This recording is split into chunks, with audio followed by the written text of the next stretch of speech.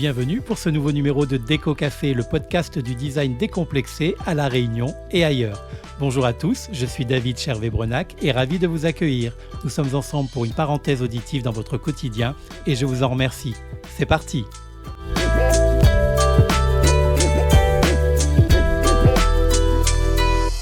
Aujourd'hui, je reçois à mon micro ma toute première invitée, une architecte d'intérieur qui, à l'inverse du bon vin, n'a pas attendu le nombre des années pour susciter l'intérêt de ses clients et enchaîner les projets de transformation et d'aménagement à destination des particuliers comme des professionnels sur toute l'île.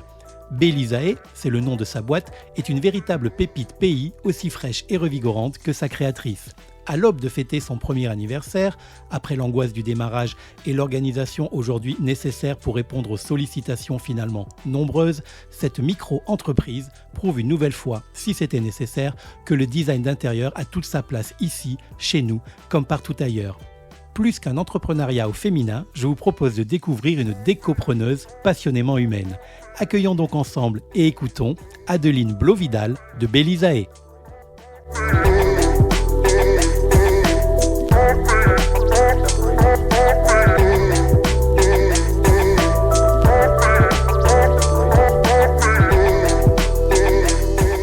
Bonjour Adeline. Bonjour David. Et merci d'avoir accepté d'être la première professionnelle pays à être interviewée pour cette nouvelle émission, ce podcast Déco Café. Ça me fait très très plaisir. Et la première question que je vais te poser sera sans doute la plus importante de toute l'interview. En tout cas, moi, elle m'intéresse. Comment vas-tu aujourd'hui ? Ça va, un petit peu intimidée, c'est ma première. D'accord, t'inquiète pas, ça va bien se passer. Mais je vais bien, je suis en forme et ravie d'être avec toi. Super, eh écoute, on est deux et on va passer un très très bon moment, toi et moi, et avec évidemment nos auditeurs qui feront chaque semaine encore plus nombreux et nombreuses à nous rejoindre. Alors, est-ce que tu pourrais te présenter un petit peu justement à ces fameux auditeurs qui ne te connaissent peut-être pas, ou même à ceux qui pensent te connaître? Voilà, et à qui tu pourrais apprendre des choses. Et notamment, alors, à titre personnel, moi, ce qui m'intéresserait, c'est qu'à cette occasion, tu me parles un petit peu de ton histoire avec la Réunion, s'il te plaît.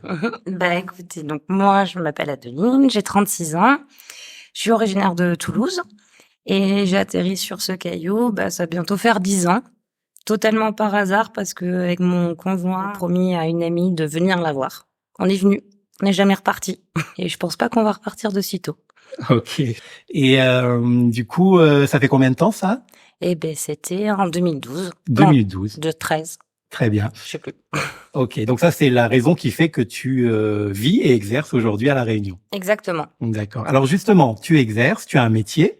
Qui est aussi la raison pour laquelle tu es là aujourd'hui. Alors, lors du premier épisode de Déco Café, j'ai tenté d'expliquer un petit peu aux auditeurs les différences qui existaient entre le métier d'architecte, le métier d'architecte d'intérieur, décoratrice, décorateur.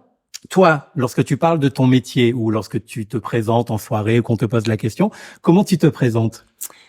Généralement, architecte d'intérieur. D'accord. Parce que c'est vraiment cette partie-là du métier sur laquelle je suis plus à l'aise. Décoration pure, il manque des choses, j'ai besoin de plus de technique. Il y avait un rêve d'être architecte tout court aussi, donc ça sera architecte d'intérieur. Ok. Alors, Adeline, ta société s'appelle Bélisae. Je prononce bien ? Oui. On peut corriger si je me suis trompé. En fait, je sais pas parce que il y a des gens qui disent Bélisae, il y a des gens qui disent Bélisae. Moi, j'ai tendance à dire Bélisae. Ok, d'accord. Alors c'est hyper joli en tout cas comme consonance. Je crois savoir qu'elle n'a pas toujours eu ce nom-là, ou qu'elle a peut-être c'est arrivé un peu plus tard, pas tout de suite. Alors, elle a toujours eu ce nom-là. C'est que lorsque j'étais étudiante, j'ai créé une page Instagram qui s'appelait Murmure et moi. Voilà, c'est ce que moi j'avais gardé en mémoire. Voilà. Ok. Aujourd'hui, Bélisae, pourquoi ? Qu'est-ce que ça signifie ? C'est la question. Grande question. Je pense que je ne suis pas le seul à me poser. Oui, il y en a une qui a trouvé. Et non, Bélisae est un anagramme qui veut dire Isabelle. Isabelle n'est autre que le prénom de ma maman. Je voulais un nom qui signifiait beaucoup pour moi et qui potentiellement pouvait être utilisé en tant qu'image de marque à terme parce que j'ai des projets. D'accord. Donc tu vois, moi, j'aurais pas trouvé. Ouais. Alors, moi, j'ai ta carte de visite sous les yeux, effectivement. Alors, dans Bélisae, il y a aussi une subtilité. Donc, le A est d'une couleur différente. Alors, est-ce que ça a aussi un lien avec ta maman ou c'est tout simplement parce que c'est l'initiale de ton prénom? Exactement. C'était ça? Ah, Oui. tu vois, ça j'ai trouvé. Parce que je m'appelle Adeline. Tu t'appelles Adeline et donc le A est mis en exergue. Donc même typologie mais couleurs différentes sur ton logo. Alors, Bélisae, on va y rester un petit peu parce que c'est aussi la raison qui fait qu'on discute aujourd'hui. Parle-nous précisément de ton entreprise, quel âge a-t-elle, quel statut a-t-elle et quelles sont ses missions à La Réunion donc. Eh bien, Bélissa va avoir 1 an, là, le 1er juillet, dans pas longtemps. Le statut, pour l'instant, je suis en entreprise individuelle, hein, donc en auto-entreprise, qui est une étape par lesquelles passent beaucoup les architectes d'intérieur ou les décorateurs. À terme, l'idée est quand même de la faire évoluer, d'avoir des collaborateurs, travailler en équipe. Quelles sont les missions? Alors, on a beaucoup d'idées de ce que peut être un architecte d'intérieur et en fait, sauf si on a écouté le premier épisode de mon podcast, on en sait un peu plus, mais on sait jamais quels sont les services qui peuvent être proposés. Alors là, aujourd'hui, j'ai le plaisir de te recevoir, donc quels sont les services que ta société à toi propose? Alors, c'est assez vaste et pour l'instant, j'ai pas trop canalisé la question parce qu'on en reviendra plus tard, je suppose, mais j'ai quand même eu d'autres cordes à mon arc auparavant. Dans l'ensemble, effectivement, les missions de décoration, les missions d'architecture d'intérieur, donc restructurer les espaces, accompagner les clients sur les suivis de chantier, répondre à des problématiques quotidiennes, alors que ce soit des clients particuliers, que ce soit des clients professionnels, hein, comme des restaurants, des agences immobilières. C'est aussi tout ce qui va être administratif autour de ça, parce que avant d'avoir des jolies photos instagrammables, il y a souvent beaucoup d'étapes avant. Donc, j'ai, on va dire, un éventail assez large d'intervention pour l'instant. Après, peut-être qu'à terme, je vais me restructurer sur certaines choses. Aujourd'hui, voilà, ça fait pas tout à fait 1 an, je me laisse encore le choix de voir là où j'ai envie d'aller. Après, voilà, j'ai les compétences pour avoir un éventail. En fait, oui, pour l'instant, tu es à un stade d'évolution de ta société et même personnelle, j'imagine, où tu es intéressé par tous les aspects de ton métier, sans Oui. qu'il y en ait un forcément qui sort du lot pour l'instant. Exactement. D'accord. Alors, concernant ces projets, donc qui dit projet dit client. Hein, tu nous as un peu parlé des clients, donc il y a des professionnels, il y a des particuliers. Ces clients sont qui on ne saurait pas grand-chose au final.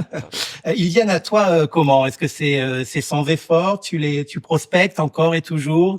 Comment ça se passe? Je sais pas comment dire que j'ai une chance inouïe. Dis-le nous si tu as de la chance. Tu sais, il y a jamais de hasard en tout cas. Voilà, je sais pas si c'est de la chance.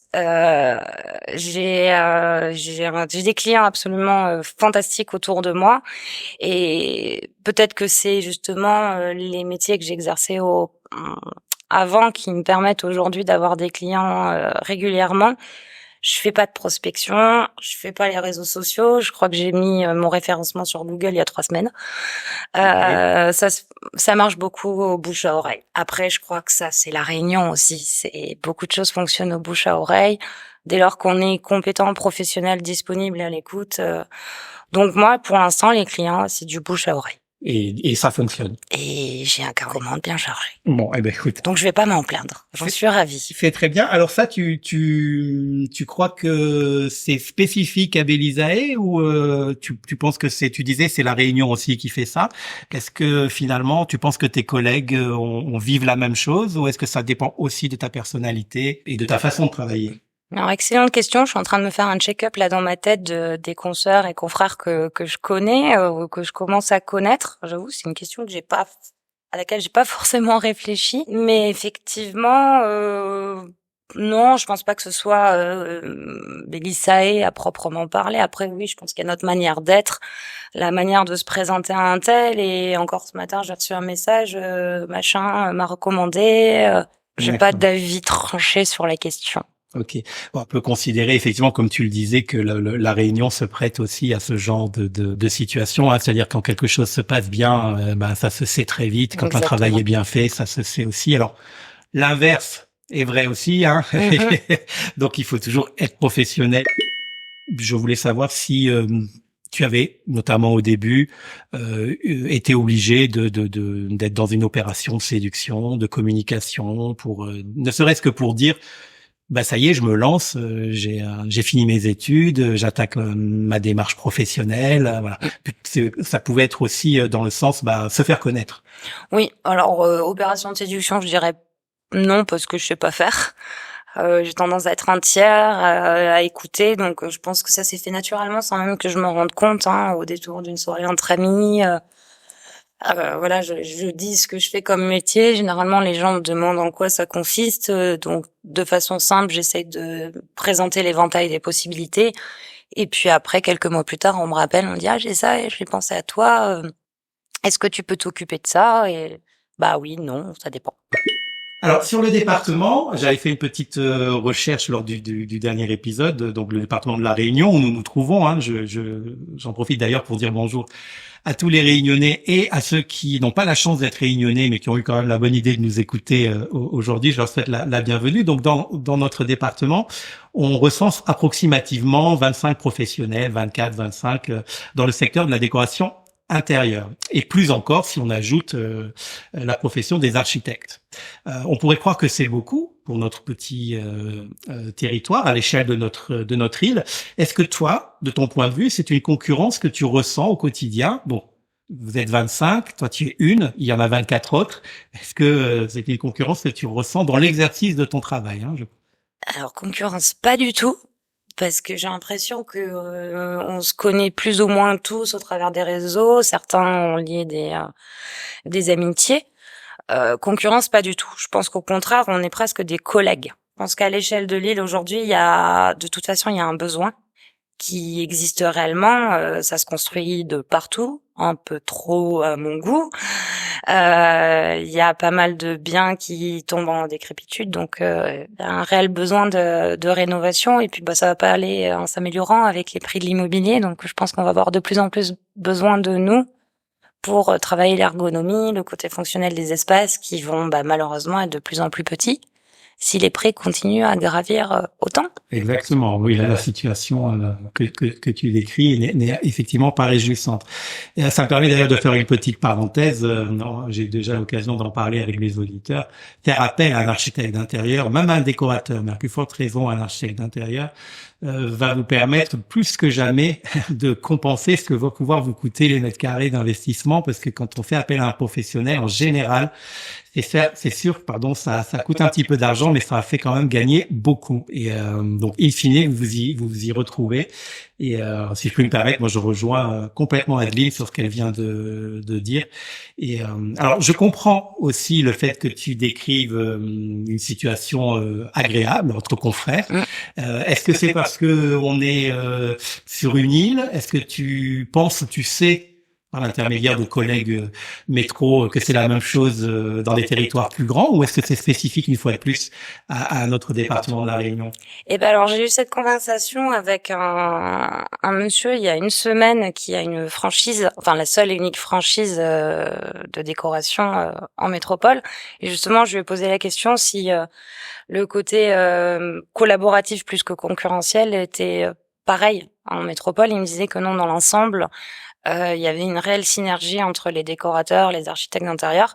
En fait, je pense que de toute façon, ça reste un métier créatif au-delà de son côté technique, qu'il y a de la place pour tout le monde dès lors qu'on apporte quelque chose aux clients. Les clients vont s'identifier plus à l'un, plus à l'autre en fonction de leur goût, de leurs envies, de leurs besoins.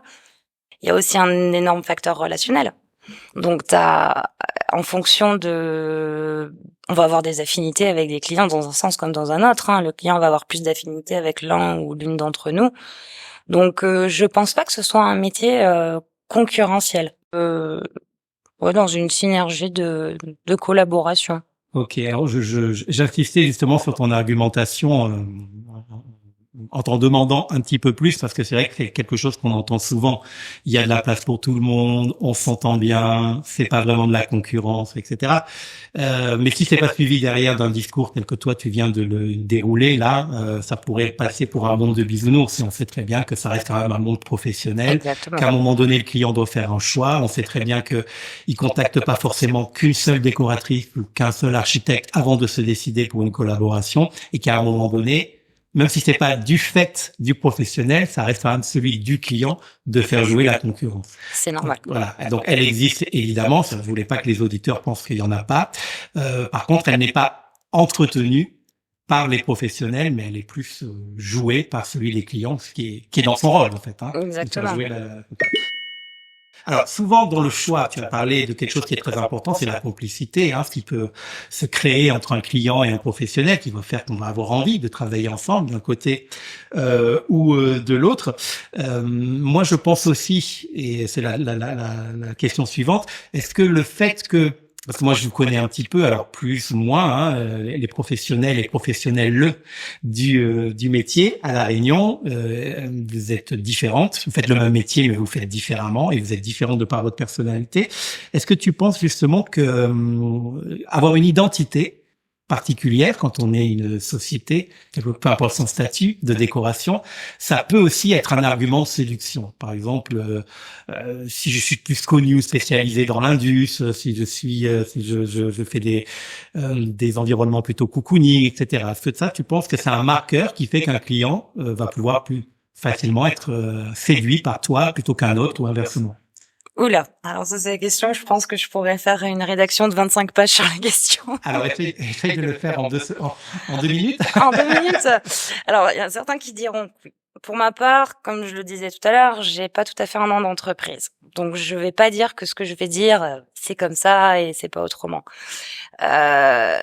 Et il faut distinguer, à mon sens, mission de décoration et mission d'architecture d'intérieur. Mission de décoration, oui, effectivement, si on a un client qui est très sensible à l'univers instagrammable ou Pinterest, si j'ai le droit de les citer. Oui, on va citer Facebook et Twitter, comme ça on pourra pas nous accuser. Voilà.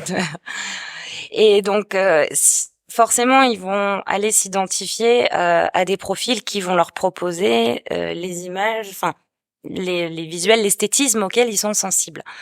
Après, moi, j'ai pas d'univers déco particulier. Alors oui, j'adore les couleurs. Bah c'est bien. Du coup, je te donne un petit peu plus de temps parce que c'était la question d'après. Donc, comme tu y réponds, tu peux continuer à développer. Ok.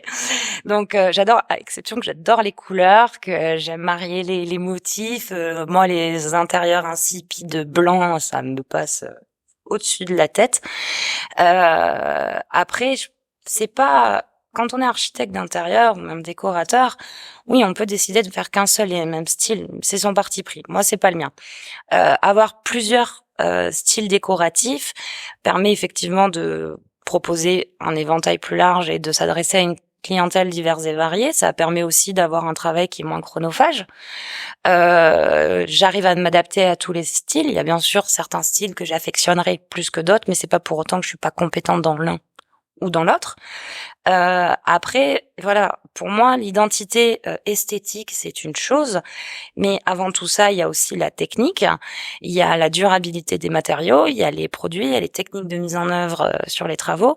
Donc, c'est vraiment un tout. On peut pas se contenter en tant qu'architecte d'intérieur, décorateur peut-être, mais pas en tant qu'architecte. On peut pas se contenter de véhiculer que l'image esthétique. Mais tu as parfaitement répondu à la question. Je suis sûr que ça va éclairer aussi nos auditeurs.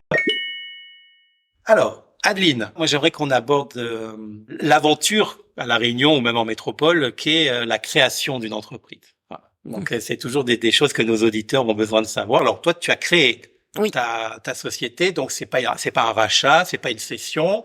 Je voudrais savoir si c'était galère de la monter, cette société. Alors, de façon générale et peut-être un petit peu plus particulièrement à La Réunion, parce que ça a beau être la France, on sait, on l'a vu dans le premier épisode du podcast, qu'on peut avoir quelques petites spécificités parfois.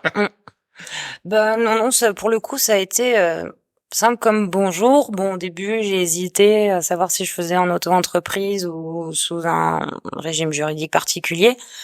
Après m'être renseignée et avoir pesé le pour et le contre, j'ai choisi dans un premier temps cette option-là. Et là, ça a été très vite. Sur les sites internet, ça se fait en quelques minutes. On remplit les formulaires et puis, hop, je pense que j'ai reçu mon immatriculation en 3 semaines. Rien de bien compliqué. D'accord. Le plus dur a été de trouver le code NAF associé à la profession. Alors c'est quoi, c'est le 7410Z, c'est ça? C'est ça, 7410Z, et donc du coup on dépend du régime des prestation de service assimilée à la CIPAV. Voilà, exactement. Voilà. La fameuse CIPAV. Là, je pourrais en parler pendant des heures entières de la CIPAV. Moi aussi, j'ai eu une autre vie avant toi et j'ai eu quelques déboires avec le régime des retraites de la CIPAV. Ouais, bon, pour la retraite, c'est dans longtemps. Ouais, ils m'ont régulièrement et fréquemment réclamé de l'argent que je leur devais pas. Et ça m'a pris 2 ans avant que j'aie gain de cause. Et finalement, ils ont fini. Je me répète. Mais dès que je parle de la CIPAV, je suis stressé. Ils ont fini par reconnaître qu'ils m'avaient réclamé des sommes de façon indue. Donc voilà, si je pose la question à Adeline de savoir si elle a galéré pour créer son entreprise, etc., c'est à la fois pour en savoir plus sur elle, mais c'est aussi pour mettre le doigt sur le fait que c'est un vrai métier, décorateur d'intérieur, architecte d'intérieur, designer en général, c'est un vrai métier. Donc qui dit un vrai métier dit un vrai cadre. Hein, et avec des obligations et quelques garde-fous à prendre pour ne pas se retrouver embêté. Et des fois, même quand vous faites bien les choses, on vient vous embêter. Donc aussi. Voilà. Et, ce qui m'amène à la question suivante. Donc tu as dit que tu t'étais renseigné. Ça s'est limité au renseignement. Tu as eu besoin d'être aidé. Tu as été accompagné ou non? Ce que tu as glané sur les différentes sources d'informations t'ont suffi? Non, dans l'ensemble, bon, j'ai un ami qui est comptable, un autre qui est expert comptable. Donc j'ai posé les questions au niveau de l'entité juridique. Donc ça s'est fait très vite. Après, pour remplir les formalités administratives, je débrouille toute seule comme une grande. Hein. Si on sait lire et écrire, théoriquement, ça va. Je pense que j'ai passé un coup de fil à l'URSSAF pour valider un truc. Ça a été assez rapide. Et puis après, non, j'ai juste pris attache avec une professionnelle qui accompagne les auto-entreprises pour quelques questions d'ordre administratif sur les déclarations de charges ou autres. Donc, on a fait un petit rendez-vous d'1 heure en visio, manière d'éclaircir certaines lanternes, mais après c'est un régime qui est extrêmement simplifié. Donc si on prend le temps de lire, de regarder, on s'en sort. Hein. Oui. Et c'est un régime sur lequel on peut revenir aussi, faire évoluer régulièrement, mettre à jour. C'est vrai qu'il est assez souple et c'est pour ça qu'il a été créé d'ailleurs. Hein. Alors, on n'a pas encore abordé vraiment ton parcours professionnel. Alors, on va le faire maintenant. Voilà. Je vais te poser la question de façon simple. Hein. Tu as toujours voulu faire ce métier ou bien c'est venu progressivement à la suite de plusieurs étapes de vie ou de hasards heureux, par exemple? Non, je n'ai pas toujours voulu faire ce métier, ou du moins, je n'en étais pas consciente. On va plutôt dire ça comme ça. Voilà, j'étais peut-être dans un moule, j'avais d'autres envies, mais au final, tout ce que j'ai fait avant, c'est ce qui fait ma valeur ajoutée aujourd'hui, et c'est à chaque fois étroitement lié. Et aujourd'hui, ça y est, ça fait 1 an que j'ai un métier passion et j'ai attendu ça pendant 15 ans, donc c'est cool. D'accord. On peut savoir quelles étaient les activités d'avant? Alors, attention, hein, alors j'ai un bac éco, option éco. D'accord. Je voulais faire fac de droit. Alors, je vais te poser une question qui va peut-être un peu nous aider sur ton âge. Tu as un bac B ou un bac ES? ES. Ah, tu es jeune. Alors. SES, option éco. Ah, moi, je suis plus âgé que toi, j'ai un bac B. Ah ouais. Puis maintenant, ça existe plus, le bac ES, alors. Oui, voilà. Le B non plus, hein, depuis, il y a plus longtemps encore. Ouais. Ça nous rajeunit pas. C'est ça. Je t'ai coupé, pardon. Donc, du coup, voilà, je sais plus ce que je disais. Tu as fait un bac éco. Ah là, j'ai fait un bac éco. Et moi, j'étais fanat des experts à la télé. Donc, je voulais faire juste d'instruction. Et je me souviens, mon prof d'éco, il m'a dit, non, mais Adeline, la fac, c'est pas fait pour toi, et tout. Ouais, si, je vais y aller, et tout. Bon, voilà, j'ai fait 4 ans de fac, fac de droit. J'ai fait tout le reste de travers. Bon, jusque-là, notre parcours est assez similaire. Voilà. Donc, non, j'ai quand même une licence en droit. Peut-être un petit peu trop bosseuse. Et parce que j'ai rien trouvé de mieux que... Pendant ma 2e année, 3e année de droit, j'ai rien trouvé de mieux que faire un diplôme universitaire de sciences criminelles. Donc, médecine légale, police scientifique. Oui, d'accord. Donc, on est vraiment, voilà. Je sais pas si on est à Miami, à New York ou ailleurs, mais on est dans les experts. Mais j'avais postulé à l'Institut de criminologie de Montréal. D'accord. Voilà. Et j'ai pas été prise. Et après, en fait, je m'ennuyais en droit constitutionnel à la fac de droit. Alors que moi, j'adorais ça. Voilà, donc je suis partie en AES, administration économique et sociale. Et puis là, ça faisait 4 ans que j'étais à la fac et je tournais en rond et je savais pas ce que je voulais faire. Et du coup, je suis rentrée en école de commerce et j'ai fait un BTS profession immobilière. Donc le diplôme qui te permet d'ouvrir une agence immobilière. D'accord. Il n'est pas nécessaire pour travailler en agence immobilière, malheureusement, mais il est obligatoire. Voilà. Pour ouvrir une agence. Donc, je suis diplômée en immobilier, donc tout ce qui est gestion, location, transaction, syndic, promotion, je peux, si demain je veux ouvrir une agence, je peux monter mon agence. Et j'ai travaillé donc pendant 3 ans, 4, je sais plus, en transaction, Toulouse, puis je suis arrivée à La Réunion, donc j'ai fait de la transaction à La Réunion, et après je suis partie en gestion de travaux, sinistres, donc une agence immobilière qui avait des biens à la location et j'étais chargée de gestion de travaux, tous les immeubles qui étaient sinistrés, les appartes, dégâts des eaux, incendies, dégradations diverses et variées. Et voilà, ça c'est mon parcours et j'en ai eu marre. Ok. Et après, on arrive à La Réunion, Bélisae, où il y a encore des choses avant. Non, là c'est bon. Enfin, on était déjà arrivé à La Réunion pour pendant l'immobilier en fait, et donc en 2017, j'en avais marre de l'immobilier. Pour moi, c'est un métier qui devrait être beaucoup plus réglementé. Je fais partie des diplômés, donc forcément, à mon sens, c'est un métier qui est beaucoup trop technique pour arriver sur le terrain sans bagage. Et j'ai fait un bilan de compétences avec un monsieur fantastique. Et puis à l'issue de ce bilan de compétences est sortie l'architecture d'intérieur. Et là j'avais 30 ans. Et 30 ans, une vie de couple, repartir dans les études, c'est pas forcément facile. Et j'ai la chance d'avoir mon conjoint qui est là depuis le début et qui me soutient et qui m'a soutenue. Et j'ai repris mes études et j'ai fait 4 ans d'études à 30 ans. D'accord. Voilà, donc architecture d'intérieur. Donc là, on va pouvoir rentrer pour le coup. Voilà. On va sauter une question et sur ta formation, puisqu'on l'aborde. Mm-hmm. Tu as fait 4 ans pour acquérir les compétences et le droit d'exercer, c'est ça? Ça même. Ok. Voilà. Donc 4 ans et en fait j'ai fait un double cursus, c'est que au passage, alors je n'ai pas le titre, mais j'ai fait les cours. Dans ma formation en architecture d'intérieur, j'avais une option qui s'appelle économie de la construction et maîtrise tout corps d'état, donc maîtrise TCE. Et donc c'est les cours du BTS économie de la construction. Mais par contre, je me suis pas inscrite pour le BTS parce que je n'ai pas jugé nécessaire de dire que j'avais le BTS ou quoi que ce soit. Okay. Mais donc j'ai cette formation en plus de mon cursus architecture d'intérieur. D'accord. Ok. Donc, qui était nécessaire pour pouvoir être légitime, en tout cas de ton point de vue, pour exercer, proposer Alors, tes services voilà. Il est pas nécessaire pour être légitime. Par contre, il est nécessaire pour pallier au syndrome de l'imposteur. Oui, c'est ça. Voilà. C'est ce que je voulais dire, en fait. Hein. Voilà. Non, pour moi, il est nécessaire parce que aujourd'hui, mettre une peinture, tout le monde peut le faire, mais par contre, tant qu'on prépare pas le support, connaître les supports, etc. Pour moi, c'est un peu la base. Hein. D'accord. Donc, c'est nécessaire. Ok, je fais un tout petit retour en arrière pour revenir à la question donc qui était insérée à la base entre ton parcours initial et ta formation. Souvent, enfin quasiment tout le temps même si je compare avec les autres collègues et confrères dans ce secteur d'activité, c'est quand même alors on ne travaille pas seul, mais c'est quand même un métier où on se drive seul.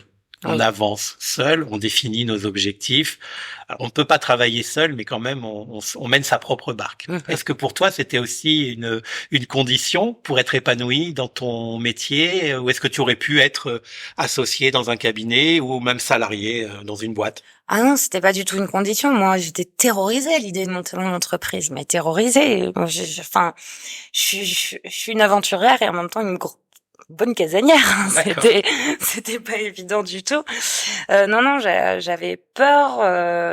En plus, j'ai 15 ans de salariat, donc passer du salariat à l'auto-entreprise, passer d'un salaire fixe tous les mois avec potentiellement des commissions en immobilier à je sais pas ce que j'aurai le mois prochain, est-ce que je vais pouvoir payer mon loyer, est-ce que je vais pouvoir faire mes courses.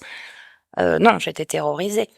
Après, j'ai la chance d'avoir un entourage très aimant. Et notamment dans un cercle très proche de amis qui sont architectes de formation, avec qui j'ai pu échanger durant tout mon parcours d'études. Et quand est venue la question, qu'est-ce que je fais? Est-ce que je monte mon entreprise? Est-ce que je cherche un poste, un salarié? Ils m'ont dit, mais Adeline, t'as tout ce qu'il faut pour monter ton entreprise. Vas-y, lance-toi. Et ils m'ont motivée. Après, ceci dit, c'est pas un métier où il y a beaucoup de postes en salarié non plus. Oui. Alors ça peut être le cas quand on rattache ses services à une enseigne de fournisseurs. Ça peut être que ça soit mobilier, cuisiniste ou des choses comme ça. Mais on aura moins de diversité. Exactement. Il y avait une autre question alors. Du coup, tu me l'as amené sur un plateau, donc je vais saisir la perche que tu me tends. Là, je parle pas des revenus du ménage, mais je vais vous parler des revenus d'un décorateur seul. Est-ce que toi, tu estimes, alors je parle pas forcément de ton cas particulier, mais est-ce que tu estimes qu'un décorateur seul, ou une décoratrice seule, ou un architecte d'intérieur seul, peut vivre à La Réunion de son métier? À partir du moment où les conditions sont réunies, c'est-à-dire il n'y a pas de problème de clientèle, est-ce que ça paye en gros suffisamment bien pour être même indépendante financièrement et pas dépendre de son conjoint, par exemple? C'est pas une question, ça. Oui. Je pense que oui, parce qu'il y en a qui y arrivent. Après, on va pas se mentir, il y a peut-être 20 ou 30% qui y arrivent. Oui. Donc après, le problème, il est qu'aujourd'hui, on a des plateformes sur Internet qui proposent des prestations vos visuels 3D pour 99 €, etc. Clairement, j'ose même pas imaginer les salariés qui bossent derrière, les heures qu'ils doivent faire pour sortir une 3D, un salon, même avec 3 meubles. Ça prend pas 35 minutes, il y en a parfois pour une journée, voire 2, à condition d'avoir les bons logiciels, à condition d'avoir les objets déjà modélisés par les marques. Ça, on n'en parle jamais, mais c'est du temps, en fait. Tu pratiques sûrement sur les mêmes logiciels que moi, mais tu sais qu'on a un crayon. Et à partir de crayon, on dessine un meuble avec des textures. Donc oui, je pense que on peut s'en sortir, mais à condition de vendre correctement sa prestation et surtout d'expliquer en quoi consiste sa prestation. Ouais. C'était le deuxième tiroir aussi qui avait de ma question. C'est que, alors maintenant, ça a tendance un petit peu à évoluer dans le bon sens. Les gens ont conscience quand ils font appel à nous, et j'imagine quand ils font appel à toi, qui vont avoir en face un vrai service, une compétence, un savoir-faire, comme je le disais aussi, des incidences positives pour eux qui vont être gagner du temps, économiser de l'argent, etc. Et maintenant, ils rechignent un petit peu moins à ce poste de dépense, qui pouvait peut-être être considéré comme un peu superflu au départ, parce que, et là je vais revenir sur un sujet qui m'est cher, c'est parce que aussi au travers des différentes émissions télévisuelles de décoration, sur des chaînes privées qui ont laissé penser que c'était possible au premier venu, etc. Les gens pensaient qu'ils pouvaient s'en sortir tout seuls. En fait, ils se sont vite rendus compte que c'était un métier et qu'avoir un professionnel à ses côtés, comme dans plein d'autres domaines, c'est quand même très très important.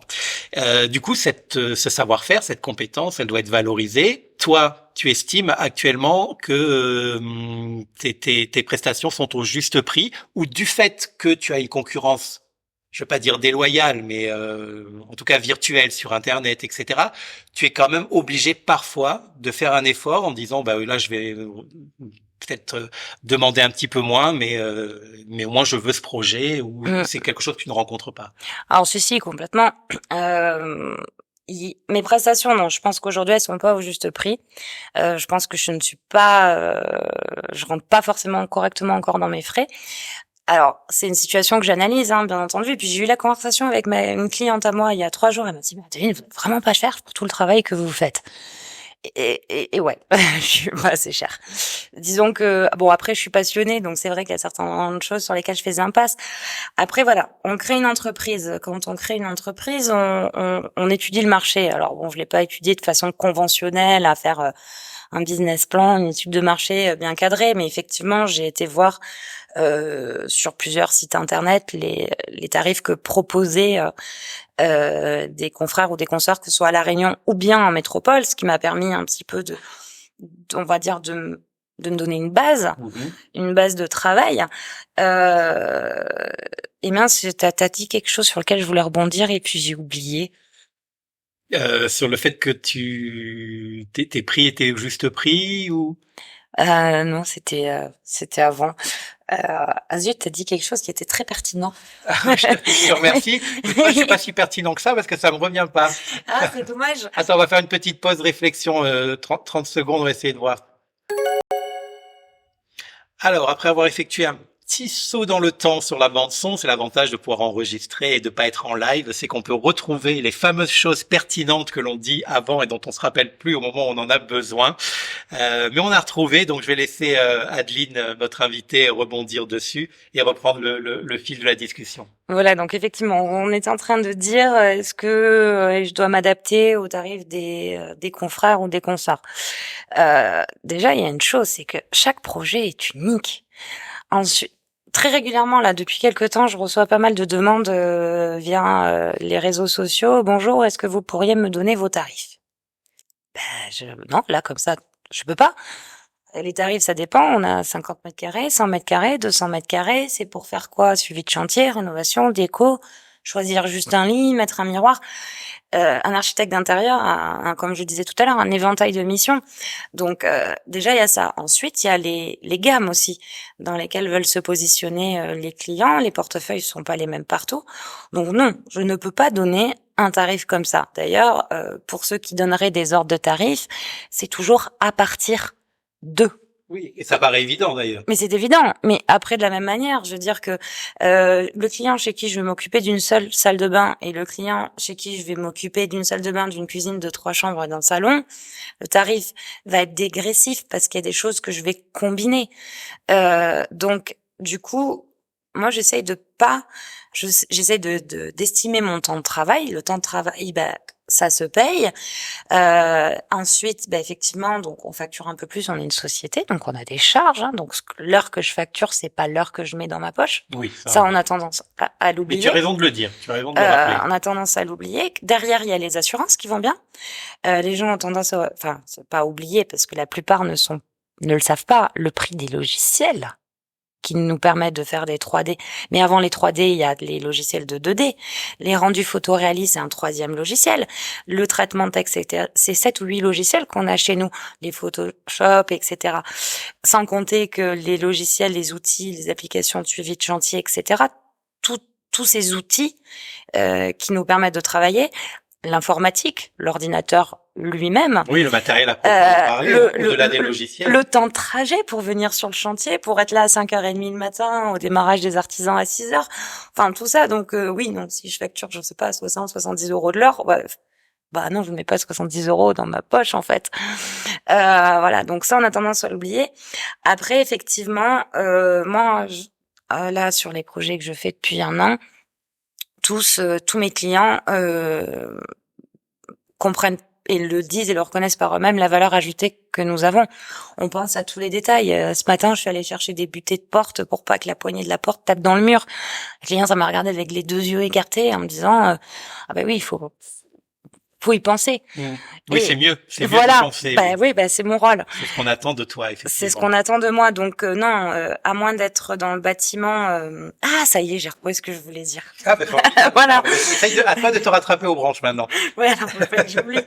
Donc c'est vrai, au début, dans l'estimation de mes zones horaires, c'est très délicat d'estimer ces zones horaires parce que je sais dessiner sur l'ordinateur, je sais bricoler. Pour moi, honnêtement, moi, je me paierai pas mes services. Je vois pas l'intérêt, je sais faire.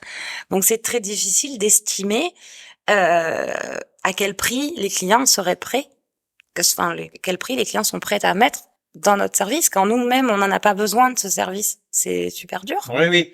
Mais en fait, alors tu as très bien répondu à la question et moi j'ai pu me rendre compte aussi que souvent on est encore dans une phase où notre métier a besoin d'être expliqué, d'être présenté, d'être voilà. Et encore un peu, toujours trop, mais j'espère que ça va tendre à s'améliorer, à être justifié presque. De notre existence, en tout cas celle de nos services. Et les gens pensent que on va leur facturer au mètre carré et que 1 mètre carré d'un appartement en plein cœur de Saint-Denis, c'est la même chose qu'1 mètre carré d'une grande maison à Saint-Gilles, alors que non, tu l'as très bien expliqué, ça dépend. Est-ce qu'on fait une prestation de déco, est-ce qu'on fait des travaux, quel type de travaux, etc. Et c'est aussi parce qu'en face on a ce qu'on appelle, et je pense notre profession en est victime aussi, la ubérisation des services, où les gens pensent qu'en rentrant 3 données sur Internet, on va leur sortir un devis automatique et qui sera de toute façon un devis plein de surprises, parce que quand ils vont voir la vraie facture arriver, elle ne correspondra pas du tout à ce fameux devis obtenu sur Internet. L'avantage que l'on a à travailler avec un designer, qui soit décorateur ou architecte d'intérieur pays, c'est qu'on va avoir une étude, comme tu le disais, personnalisée, puisque le projet du client A ne ressemble pas au projet du client B, et que forcément le coût du projet A ne pourra pas correspondre à celui du projet B. Et c'est bien ça qui fait aussi la plus-value du partenariat, c'est que quand on s'attache les services d'un décorateur d'intérieur, on a quelque chose de personnalisé qui va être fait sur mesure, en fait. Comme une fringue pour un mariage ou un costume, etc. Et donc ça a un coût. C'est sur mesure en fonction des goûts, des besoins, c'est sur mesure en fonction des budgets, c'est sur mesure en fonction du bien lui-même. Donc voilà, il y a beaucoup de paramètres à prendre en compte. Et après, on peut pas non plus brader nos prestations, parce que nous aussi on a une famille à faire vivre, nous aussi on a un loyer à payer, et nous aussi il faut qu'on remplisse notre frigo tous les mois. Exactement, ça reste un métier, c'est pas un passe-temps. C'est pas un passe-temps, c'est pas un hobby. C'est pas un passe-temps du tout, non. Alors on peut le faire, même si c'est une passion. Voilà, c'est une passion, mais c'est pas forcément un hobby. Alors on peut le pratiquer en hobby quand on a une activité principale qui satisfait à tous les critères que tu viens de dire, oui. C'est-à-dire qui remplit le chariot, qui paye les charges, etc. Ça peut être un plus, et on pense évidemment à tous ceux qui en font leur métier. Ils ont bien raison, c'est une vraie profession. Exactement. D'ailleurs, qui est cadrée, il y a des études, il y a des formations qui justifient justement les compétences et les aptitudes de ceux qui la pratiquent.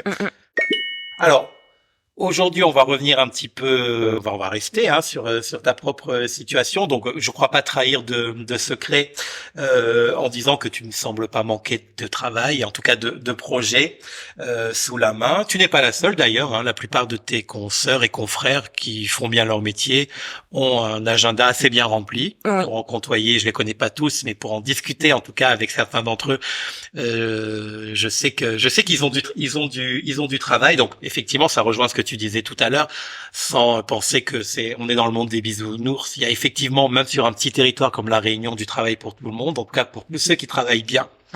Et ça, c'est le cas pour toutes les professions. Quand on est un bon peintre ou un bon maçon, on a toujours du travail. Exactement. Il n'y a pas de raison que ça s'applique pas aux bons archis d'intérieur ou aux bons décorateurs. Malgré tout, alors toi, ta société, elle a 1 an. Alors, je vais peut-être pas te poser la question comme j'avais prévu de te la poser au départ. J'allais te demander si, malgré tout, tu avais des périodes de vide ou des périodes de calme. Alors, je sais que non, puisque tu as démarré récemment et que tu es très full en termes d'agenda. Alors, du coup, la question, je vais la poser comme ça. Est-ce que tu as peur qu'un jour, pendant 1 mois, 2 mois, tu n'aies rien à te mettre sous la dent parce que tu es entre 2 projets d'envergure, mais t'as 2 mois pour toi là comme ça. Est-ce que c'est angoissant pour quelqu'un qui aime bosser et qui est passionné comme toi? Alors, la réponse est très contrastée. Moi, il y a 1 an, terrorisée. Voilà. Du vide? Du vide. De pas avoir de clients. Oui, c'est ça, de pas avoir de clients. Et ok, cool, j'ai chopé un super projet et tout. Bon, alors ok, donc il y a ça comme un horaire. Bon, ça me permet de tenir combien de temps? Et si demain j'ai rien, comment je fais, etc. Bon, là, en 1 an, je dois admettre que dès que je commence à avoir un peu d'espace libre pour prendre 1 semaine de vacances dans mon agenda, je reçois un message pour un nouveau projet. Chouette. Non, après, là, comme je disais tout à l'heure, j'ai 2 amis qui sont architectes HMO.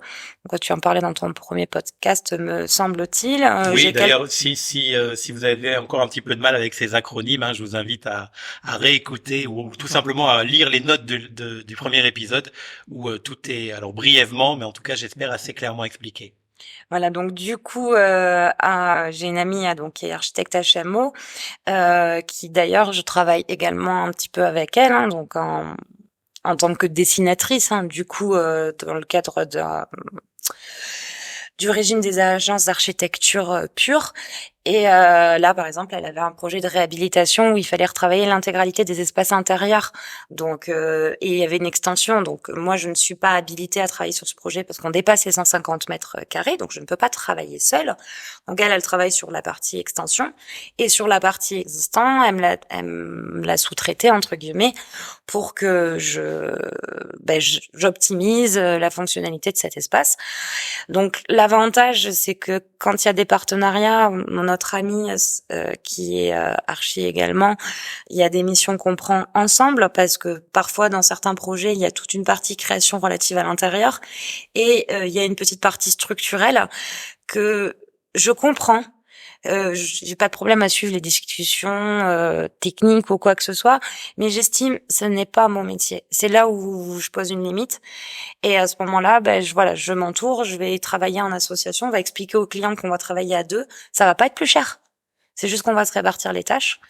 Donc du coup, pour revenir à nos moutons, parce que je me suis un peu égarée. Oui, on était surtout sur la foulitude de voilà, la foulitude. En fait, c'est vrai que avoir des partenariats avec deux autres archis ou même avec une décoratrice qui récemment m'a sollicité parce qu'il y avait une petite partie un petit peu technique dans une salle de bain, finalement, ça vient combler les petits trous. D'accord. Okay. Voilà. Et pour compléter cette question, tu peux avoir, alors sans rentrer dans les détails, mais jusqu'à combien de projets en parallèle?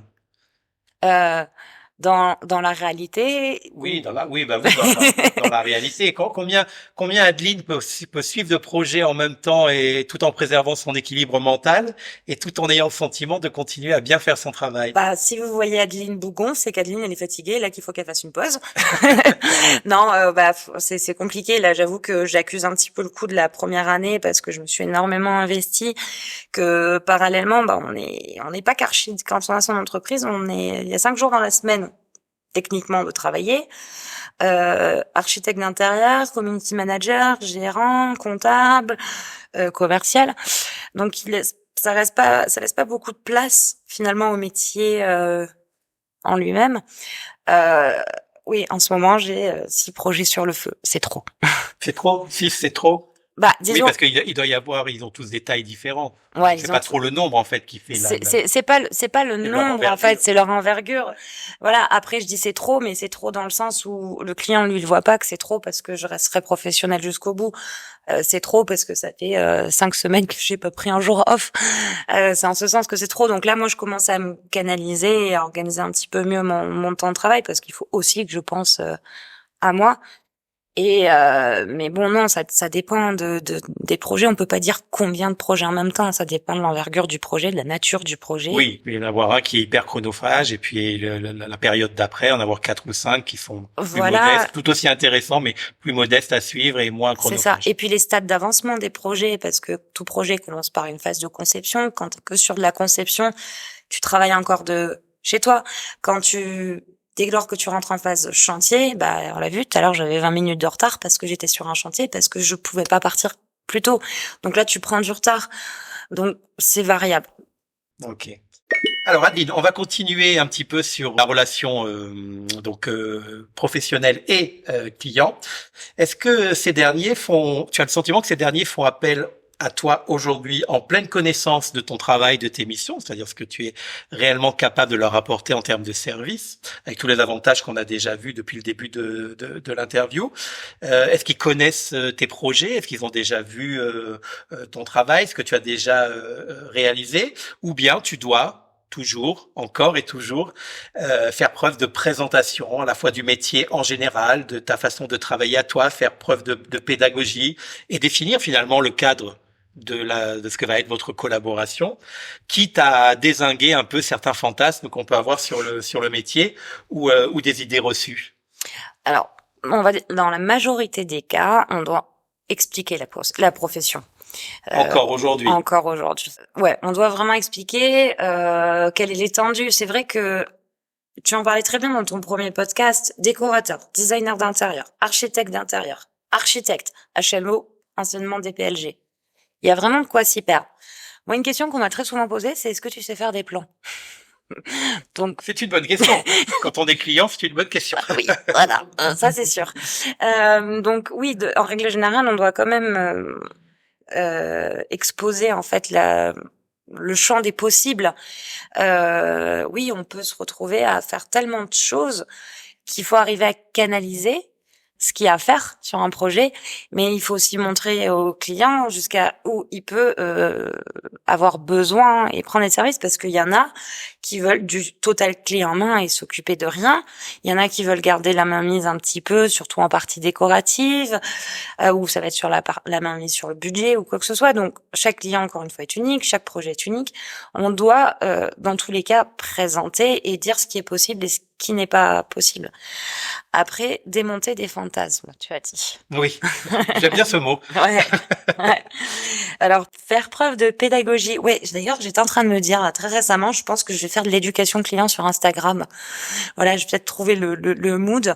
Ce qu'on appelle l'éducation client, c'est pas du tout péjoratif, mais justement, c'est expliquer en quoi consiste notre métier pour que eux aussi puissent mieux cerner ce dont ils ont besoin. Ah, excusez-moi, c'est ma montre qui a sonné. C'est pas toi qui as dit qu'il fallait que j'éteigne Oui, tout on à a coupé l'heure? les portables, on a oublié la montre. Excuse-moi. On peut reprendre. Donc, oui, je disais l'éducation client, c'est quelque chose qui sort de plus en plus sur les réseaux sociaux. C'est aussi pour pas être pris au dépourvu à recevoir des demandes. Comment dire, j'ai le mot qui m'échappe, mais fantasque, etc. Et il y a certaines choses à démonter. Et moi, un jour une dame me dit est-ce que vous pouvez me faire ça? Et là, elle me montre une photo Pinterest et c'était assez cocasse. Et je fais un clin d'œil à une architecte de La Réunion qui se reconnaîtra. Elle avait 2,20 m de hauteur sous plafond. Ok. Et elle m'a montré un truc où elle voulait faire du staff, des faux plafonds à staff avec des LED intégrés, un luminaire en cascade tubulaire. Et je dis mais on a 2,20 m de hauteur sous plafond, c'est pas possible, c'est pas possible. Donc oui, il faut les fantasmes, les idées reçues sur le métier, sur les process, sur ce qu'on peut faire chez soi. Oui. C'est pas parce qu'on va faire appel à un professionnel, à un architecte d'intérieur ou un décorateur qu'on va pouvoir réaliser tout ce qui nous passe par la tête, quoi. Il y a quand même des limites techniques. Structurelles qui font qu'il y a des choses qui ne sont pas possibles. Exactement. Même en faisant appel à un professionnel. Ou alors pour changer de maison. C'est ça. Et dans ce cas-là, on prend sa casquette d'agent immobilier.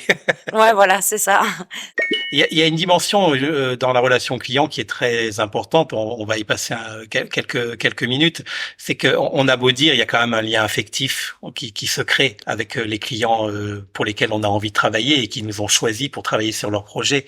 On rentre dans leur intimité, hein. On rentre dans leur vie, parce qu'à partir du moment où on va transformer leur intérieur, leur maison, leur appartement, ils nous ouvrent un peu la porte de chez eux, au sens propre, comme au sens figuré. Quelque chose avec lequel tu es à l'aise aujourd'hui, et l'as-tu toujours été, ou est-ce que c'est compliqué à gérer? Alors moi, je suis extrêmement à l'aise, parce que là, pour le coup, je suis un véritable bisounours. Rappelons-le, j'ai été dans l'immobilier, j'ai fait de la transaction, donc j'ai été formée à poser des questions intime entre guillemets, si je peux me permettre, sur les modes personnels, voilà, sur les modes de vie des clients, voilà, qu'est-ce que vous faites, quelle est la première chose que vous faites quand vous sortez du lit le matin, est-ce que vous allez à la salle de bain, est-ce que vous allez à la cuisine, est-ce que vous allez aux toilettes, enfin, c'est des détails, mais c'est des détails de circulation dans les espaces. Vous aimez quoi comme activité, lire, quand vous rentrez du travail, qu'est-ce que vous faites, est-ce que vous aimez faire manger, toutes ces questions en fait nous permettent de connaître la personne dans sa façon d'être, dans sa façon de vivre. Donc ouais, j'ai aucun problème avec ça. Et c'est justifié, c'est pas du voyeurisme mal placé. D'abord, c'est à la demande du client, ce qui est quand même un critère très important, et c'est dans le but toujours, par rapport à ce qu'on disait tout à l'heure, de lui proposer un service et un résultat qui va être personnalisé et qui ne ressemblera à aucun autre projet qu'on pourrait livrer à la famille d'à côté, par exemple. Mais je vais même te dire que au-delà d'être dans le but, c'est une limite fondamentale dans notre métier, en fait. C'est que si on ne fait pas ça, on n'aura pas un client qui sera 100% satisfait. Bien sûr. C'est obligatoire. Et alors, du coup, qui dit relation affective dit pas toujours envie de se quitter à la fin, mais des fois les projets, enfin des fois non, toujours les projets finissent par être livrés et viables. Donc comment on dit au revoir à un client et comment un client dit au revoir? C'est délicat. Après, bon, encore une fois, j'ai qu'un an d'entreprise, donc j'ai eu la chance de travailler d'entrée de jeu sur des gros projets, donc j'ai pas encore eu à faire cette rupture de façon régulière. Là, j'avoue que j'appréhende celle qui arrive, parce que je me suis vraiment attachée à ces clients. Je pense que c'est réciproque. Je pense qu'en fait, c'est peut-être même c'est peut-être la fin d'une relation client professionnelle, mais c'est peut-être aussi le début d'une amitié. Dans ce cas-là, ça serait super. Oui. Voilà. Bah, tu reviendras nous en parler. À l'occasion, bien entendu. Alors là, on parle des relations clients qui se passent bien. Des fois, elles se passent pas bien, mais on va pas forcément en parler là. On imagine que de toute façon, il y a de tout. Moi, ce qui m'intéresse plus, c'est pas pour être original, mais c'est vraiment sincère, c'est de savoir quelles sont les raisons qui peuvent amener un client. Alors, je vais d'abord la prendre dans un sens, la question, et puis en plus, je te poserai la même inversée, qui font qu'un client refuse de travailler avec toi. Quelles sont les objections de collaboration auxquelles tu as dû faire face, s'il y en a? C'est une bonne question. Ça serait plus. J'ai pas eu concrètement le cas, dans le sens où là, la dizaine de projets sur lesquels je travaille depuis un an, il y avait un réel besoin à chaque fois de professionnels. C'était que voilà, les clients que j'ai eus n'étaient pas en mesure de le faire eux-mêmes. Je pense que s'il y avait un refus, ça serait peut-être sur les honoraires, parce qu'encore une fois, le métier est mal connu et que du coup, ils s'attendent pas forcément à ce budget-là, et que j'ai pas forcément eu l'occasion d'expliquer pourquoi ce budget-là. Ou alors, ça serait, à mon avis, purement esthétique, parce que ils ont une meilleure affinité avec quelqu'un d'autre, parce qu'on en parlait, bien entendu. Il est important de consulter, de faire des devis, mais enfin, il y a le tarif qui est important, c'est une chose. Mais encore une fois, je pense que c'est la relation aussi, la relation dont on parlait tout à l'heure. L'univers décoratif, c'est une chose, c'est ce qui se voit. Il y a le budget. Qu'est-ce que va me coûter mon architecte d'intérieur? Qu'est-ce que va me coûter mon décorateur? Mais après, il y a, comme on disait, le relationnel est fondamental. Donc, en fait, je pense que c'est ça qui doit dire on va. C'est qu'il faut qu'il y ait un échange qui soit limpide et fluide pour que ça se passe dans de bonnes conditions. Donc, je pense que ça serait plus dans ce cas-là que ça se refuserait. Et inversement, là, tu me vois arriver avec mes gros sabots. Qu'est-ce qui, toi, pourrait t'amener à refuser de façon tout à fait légitime, de travailler sur le projet d'un client? Ça, c'est m'est arrivé une fois pour le.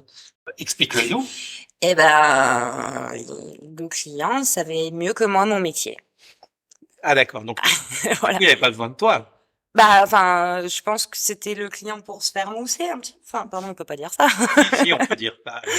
Nos collègues. Non, mais voilà, enfin, c'était le client qui voulait pouvoir dire haut et fort qu'il avait pris un archi d'intérieur pour faire son intérieur. Et que... il t'a pris pour un accessoire de mode. Oui, c'est à peu près ça, voilà, tu vois. D'accord. Et au final, j'ai passé 1 heure de rendez-vous absolument affreux. J'arrivais pas à en placer une. Il me coupait la parole toutes les 30 secondes. Et il m'expliquait mon métier. Il m'expliquait ce que je devais faire. Il me parlait déjà d'un élément décoratif sur un mur, alors que le mur n'existait déjà pas lui-même. Et là, je suis rentrée. J'étais toute contente de partir à ce rendez-vous parce que le projet sur le papier était sympa. Et j'ai refait le trajet retour avec la boule au ventre. C'était au début de la création d'entreprise, donc on a envie de dire, on va dire oui, on va le prendre, le dossier, voilà. Je suis rentrée, j'ai regardé mon conjoint et je dis, je le sens pas. Je le sens pas, je vais avoir la boule au ventre. Enfin, le feeling est pas passé non plus, tu vois. Moi, j'ai pas eu de feeling. Les conditions n'étaient pas réunies pour que tu sois voilà, totalement à l'aise. Le projet sur le papier est cool, mais ouais. Donc finalement, j'ai gentiment et poliment décliné en disant voilà, les conditions, les délais, tout ce qui avait fait l'objet de notre rendez-vous ne rentrait pas dans mes conditions de travail et dans la manière dont je souhaitais exercer mon métier. Parce que faut pas l'oublier, j'ai créé mon entreprise pour exercer aussi mon métier selon les règles, selon les normes, et aussi à ma façon, avec ma personnalité, Bien qui sûr, je suis. oui. Donc il n'appartient à personne de m'imposer comment je dois faire, si ce n'est que le cadre juridique et légal et technique. On continue dans la collaboration et les projets. Donc sur un projet, il y a les attentes des clients, les compétences du décorateur ou de l'architecte d'intérieur, tout ça on le mixe, il y a une collaboration, il y a une complicité, etc. Au final, il y a un résultat qui est rendu, qui satisfait à la fois celui qui l'a créé et celui qui l'a payé. Et je sens que les deux ont participé à sa réalisation, bien évidemment. Même les clients, on a besoin d'eux pour faire les projets, parce qu'on ne pourrait pas. Toi, après un an d'exercice, tu considérerais, c'est une vue de l'esprit, ce que je vais te demander. Une fois le projet rendu, il y a à peu près combien de pourcentage de Belisae dans un projet rendu et combien de pourcentage du client final? C'est compliqué à répondre comme question. Alors, de façon très nombrilée, je te dire c'est 90% parce que j'ai cette faculté. Alors, faculté, je sais pas, mais c'est le retour que m'en font mes clients. La découverte client, l'intimité dont on parlait tout à l'heure, généralement se passe plutôt bien. Bon, les clients régulièrement me disent t'as bien compris ou vous avez bien compris ce qu'on veut. Donc du coup, j'ai envie de dire 90%, mais ce qu'ils ne savent pas, c'est que la plupart du temps, c'est eux qui m'inspirent en fait. D'accord, oui. Voilà. Je vois ce que tu veux dire. C'est délicat à expliquer. C'est-à-dire que oui, je crée, oui, j'imagine, je conceptualise, etc. Mais je le fais parce que je les connais, parce qu'ils sont eux. Donc, je ne fais que retranscrire. Oui, tu traduis leurs émotions, leurs envies, leurs attentes et parfois même leurs idées. Voilà, donc je pourrais pas dire c'est d'un regard extérieur. Oui, c'est mon projet, c'est moi qui ai pensé. Mais si j'ai pensé comme ça, c'est parce que j'ai échangé en amont avec eux. Donc comme je dis toujours sur les chantiers, je travaille sur un gros projet, il y a 3 associés, je travaille avec un confrère. On dit souvent que ce projet, c'est notre bébé à tous les 5, les 3 clients et nous 2, l'équipe de conception. Je comprends ce que tu veux dire. En tout cas, c'est très clair. Est-ce que il est arrivé que la part de Belisae soit vraiment à 100%? Et là, je pense aux clients qui t'abordent en te disant, Adeline, je connais votre travail, j'ai confiance en vous, vous avez carte blanche. Est-ce que tu as déjà eu ces cartes blanches, les fameuses cartes blanches qui n'en sont vraiment jamais au final? Oui, je l'ai sur un projet en ce moment dont tu connais les clients, tu as l'occasion de les rencontrer. Oui. Mais non, en fait, toujours pas carte blanche, toujours pas 100% parce que ils ont eu 2-3 idées qu'on a ajoutées au dossier. Donc non, c'est vraiment collaboratif. Et puis, d'une façon générale, je pense qu'on n'est jamais à 100% carte blanche à moins d'avoir quelqu'un qui n'a strictement rien à faire. Ouais. Et c'est pas l'objectif de nos clients. Ils en ont pas rien à faire. Oui, puis ça se ressentirait forcément très vite sur l'évolution du projet et le résultat. Et puis moi, dans mon métier, ce que j'aime aussi, c'est le contact avec les gens. Donc je crois que toute carte blanche, je ferais pas bien. Oui. C'est difficile. Il y a pas de cadre, donc du coup, c'est compliqué. Dans nos métiers, donc il faut le dire aux auditeurs qui n'auraient pas encore eu d'expérience d'architecture d'intérieur ou de décoration d'intérieur, les clients qui nous écoutent, faut qu'ils sachent qu'on est quand même nous très bien informés, réglementations, de la nature des différents services, des travaux que l'on peut ou pas réaliser, en tout cas qu'il faut réaliser dans un projet, des achats qui sont rendus nécessaires pour la bonne réalisation d'une transformation. Et nous sommes même, pour certains d'entre nous, habilités à les suivre, ces travaux, ces modifications, les contrôler et même les évaluer, puisqu'on va devoir les livrer en notre nom. En revanche, rares sont ceux qui les exécutent eux-mêmes. Alors j'en connais quelques-unes et quelques-uns qui mettent un peu les mains dans le cambouis de temps en temps. Alors tant que ça peut être de la peinture ou des joints, ça va. Après dès qu'il faut toucher à l'électricité, etc., c'est carrément impossible. Il faut pas le faire. C'est pas notre métier à la base. Donc faut reconnaître que on a besoin de prestataires performants, compétents, spécialistes, prestataires de travaux, de services, de biens, qui font que en fait nos idées deviennent réalisables et réalisées. Et ma question est donc la suivante. J'avais une longue introduction pour poser une question simple, mais je voulais recréer le contexte. Est-ce que tu dirais que c'est facile sur notre territoire de trouver justement des bons artisans, des bons professionnels dont on va pouvoir s'attacher les services, toujours dans l'intérêt du client qui nous a fait confiance? Alors, c'est facile, oui et non. Ça va dépendre des métiers. Après, est-ce que c'est propre à La Réunion? Encore une fois, je n'ai une expérience qu'à La Réunion, donc je veux pas dire que c'est propre à La Réunion. Je peux pas peux pas l'affirmer. C'est pas forcément évident. Il y a certains. Alors, j'avais gardé mon portefeuille d'artisan de l'époque où j'étais en agence immobilière. Donc ça, c'est des gens avec qui j'ai travaillé longtemps, sereinement, et donc aujourd'hui, ils font toujours partie de mon cahier. Les projets étant uniques, il a fallu quand même que j'aille démarcher de nouvelles entreprises. Ça s'est plutôt bien passé, mais là, j'arrive à un stade où j'en aurais besoin de d'autres. Et alors, c'est pas de réponse, on m'appelle, on demande voilà, j'ai un projet, nanana, je vous envoie les infos par mail, est-ce que vous êtes en mesure de faire un devis? Oui, il y a pas de souci. 15 jours plus tard, toujours pas de nouvelles.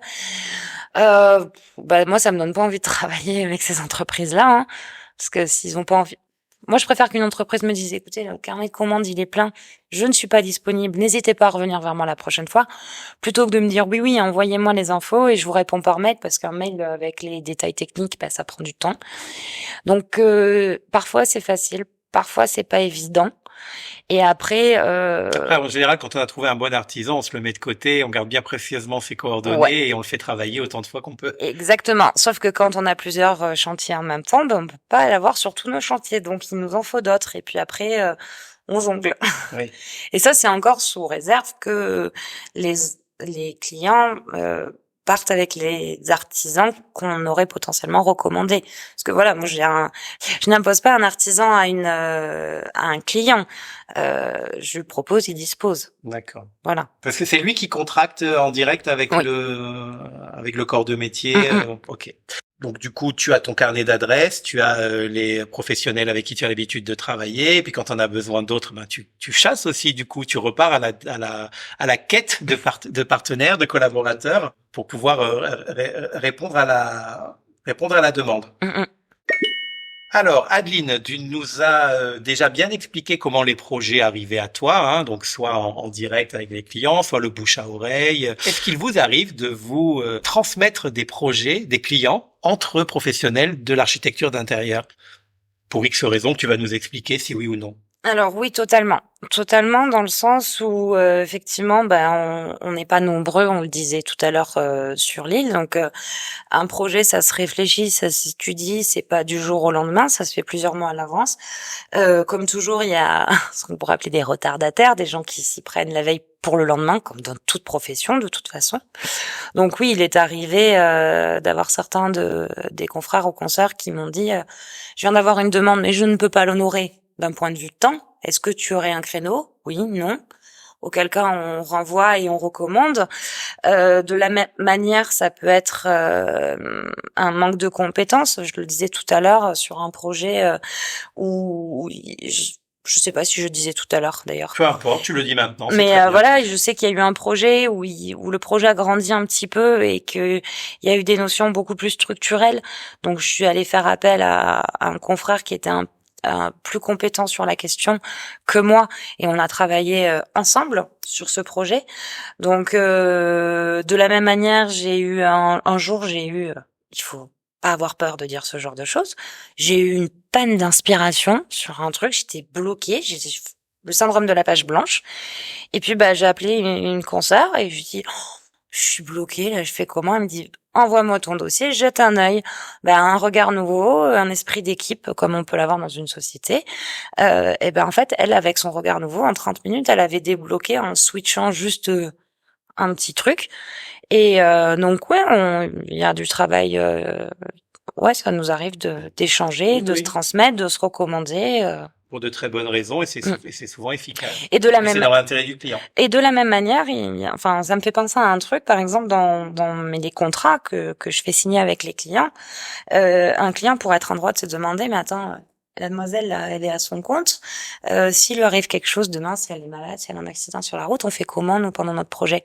Moi, sur mes contrats, il y a un confrère qui est mentionné, en fait, dont le client a ses coordonnées, au cas où il m'arriverait dans la vie quelque chose et que je ne serais pas en mesure.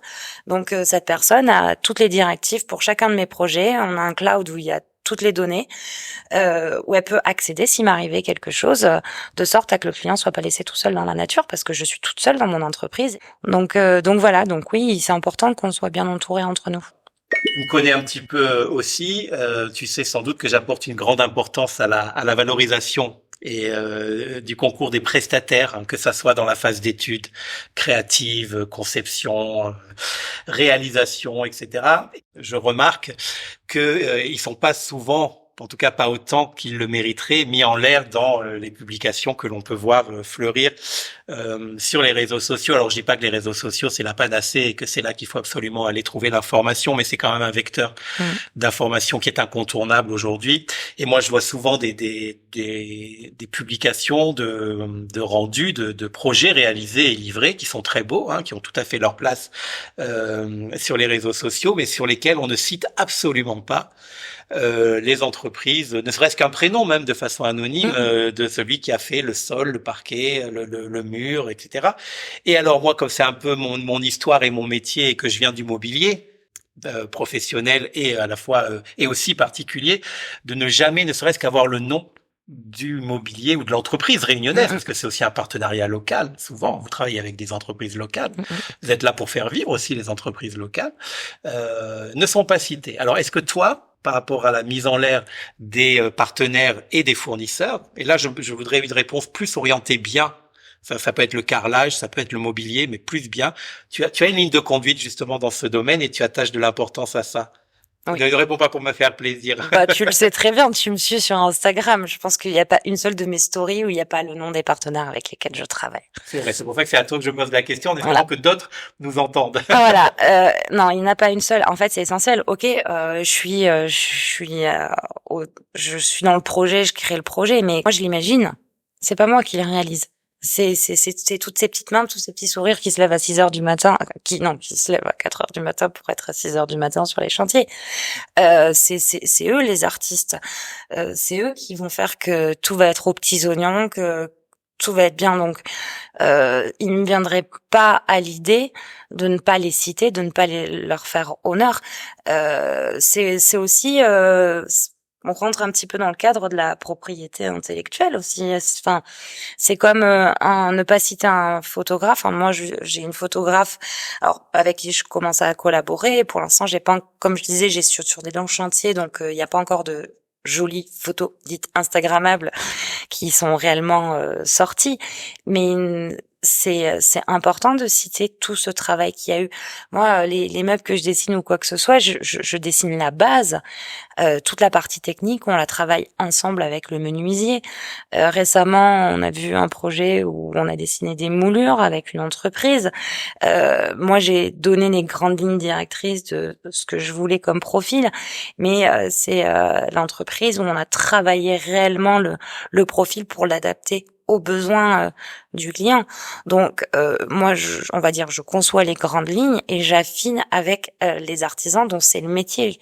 On est architecte d'intérieur, on est compétent sur énormément de corps d'état, mais on n'est pas spécialisé dans chaque corps d'état.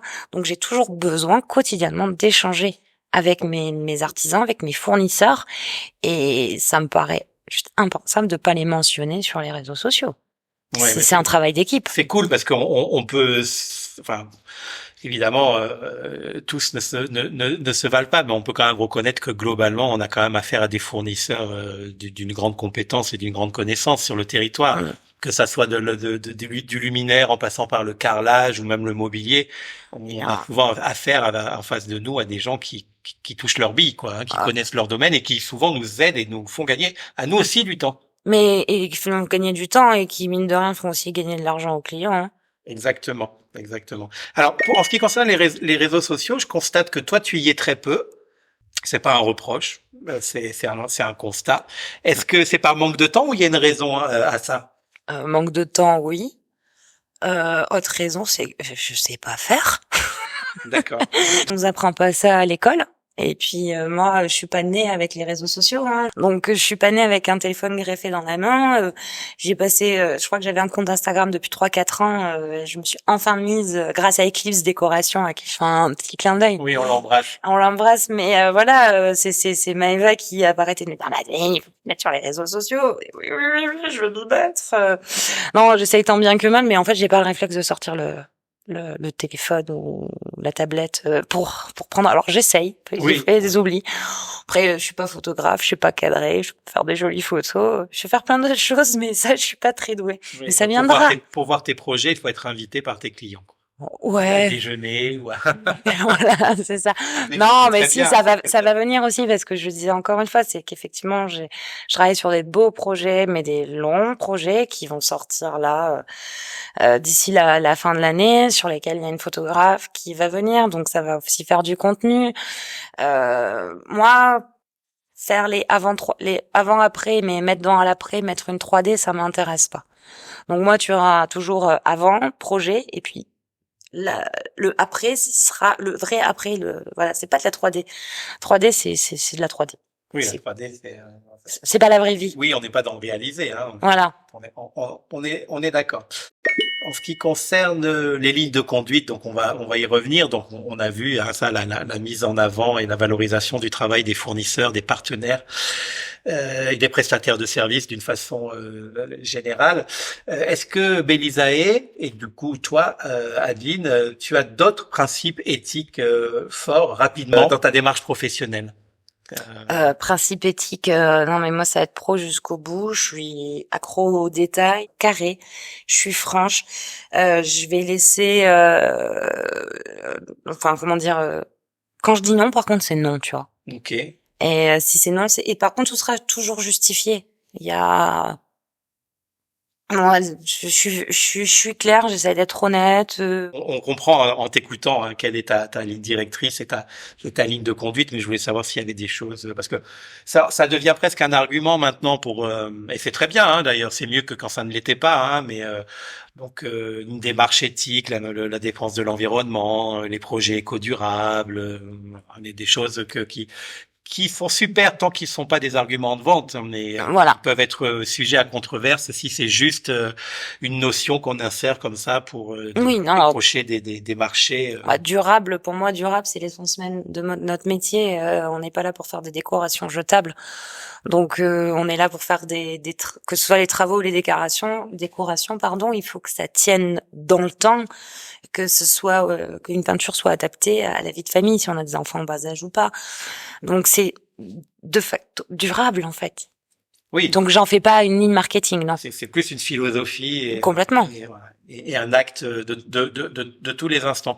Alors justement, puisqu'on en est alors je voudrais utiliser un mot qui est pas péjoratif, mais il y en a aucun. Cette tendance, voilà, j'allais dire mode. Cette tendance, je voulais te demander ton avis sur un phénomène d'orientation croissant dans les offres de services de transformation et de décoration intérieure que l'on voit fleurir, notamment en métropole, mais ça arrive aussi de plus en plus chez nous. Alors, on connaissait le feng shui, et maintenant on parle de plus en plus de décoration holistique, de banya, de psychodécoration. Est-ce que ça te parle à toi, Adeline, ces tendances de décothérapie? Et est-ce que tu peux nous en dire un mot? Je crois que t'es en train de rigoler de la tête que je suis en train de faire. Oui, bien entendu que ça me parle. Ça fait la une de tous les magazines. D'accord. Okay. Donc, je ne t'apprends rien, tu connais. Ouais, je connais. Mais en fait, holistique, décoration holistique, déjà, ça veut dire quoi? Décoration holistique, c'est l'objectif est de favoriser le bien-être au quotidien dans son espace de vie. Ça sert à quoi un architecte? Oui, qu'est-ce que j'allais dire, c'est un petit peu ce qu'on fait. En fait, c'est l'essence même de notre métier. Donc, si tu veux, moi, je rigole à chaque fois que je vois un magazine, la nouvelle tendance de l'année 2023, la décoration holistique. Bah, moi, je me marre en fait. Je me marre parce que c'est en fait la base. C'est pas une tendance de décoration, c'est que un intérieur, quel qu'il soit, que ce soit chez un particulier, ou chez un professionnel, doit être conçu afin de favoriser le bien-être des personnes qui vont vivre, qui vont travailler à l'intérieur ou bien à l'extérieur de cet environnement. C'est en ça qu'on parle de design, c'est-à-dire que c'est un résultat évidemment esthétique, mais qui est le fruit d'une réflexion technique, organisationnelle, et qui répond à des besoins, des attentes. Voilà. Après, quand on parle de psychodécoration ou autre, on va parler de la lumière, que l'éclairage doit être fluide, on doit maîtriser l'éclairage, on va parler des couleurs, de pas mettre certaines couleurs dans certaines pièces, on va parler de mettre des plantes, des vraies et pas des fausses pour oxygéner la pièce, on va parler de mettre des matières naturelles, une fois de plus, rien de nouveau, c'est juste la base d'une harmonie en général dans un intérieur. Et donc dans la psychodécoration aujourd'hui, il y a une consonance avec je vais pas trop regarder parce que ça m'agace. Enfin, ça m'agace pas, mais ça me captive pas. Il y a une consonance un petit peu avec les côtés mince, les dieux, etc. De remettre en relation. Faut pas oublier. En fait, les Mayas de Mésoamérique, les Indes, en Inde, les Égyptiens, ils essayaient de faire venir les dieux sur Terre. Et donc, en fait, ça date, une fois de plus, ça ne date pas d'hier. Donc, oui, et on sait combien ces peuples étaient déjà doués en architecture extérieure aussi et intérieure, évidemment. Voilà. Donc, clairement, on n'a rien inventé. Que ce soit l'holistique, même le feng shui, il y a le vatsu, enfin, autrement dit, la psychodécoration, on n'a strictement rien inventé. Moi, je pense que c'est juste, en fait, une panne de plumes des journalistes qui font les... Ah, d'accord, cette analyse-là. Moi, je dirais que c'est juste marketing. Enfin, je veux pas dire que c'est marketing. C'est non, c'est pas forcément. C'est une façon de penser ou d'aborder la thématique. Il y a des adeptes en tout cas. Hein. Non, il y a un écho chez les clients. Hein. Bien sûr. Non, c'est une façon d'aborder le contact avec la clientèle. Mais tu sais, c'est la même chose qu'avec le comment ça s'appelle, le côté éco-responsable. J'écoutais un podcast d'ailleurs l'autre jour sur ça.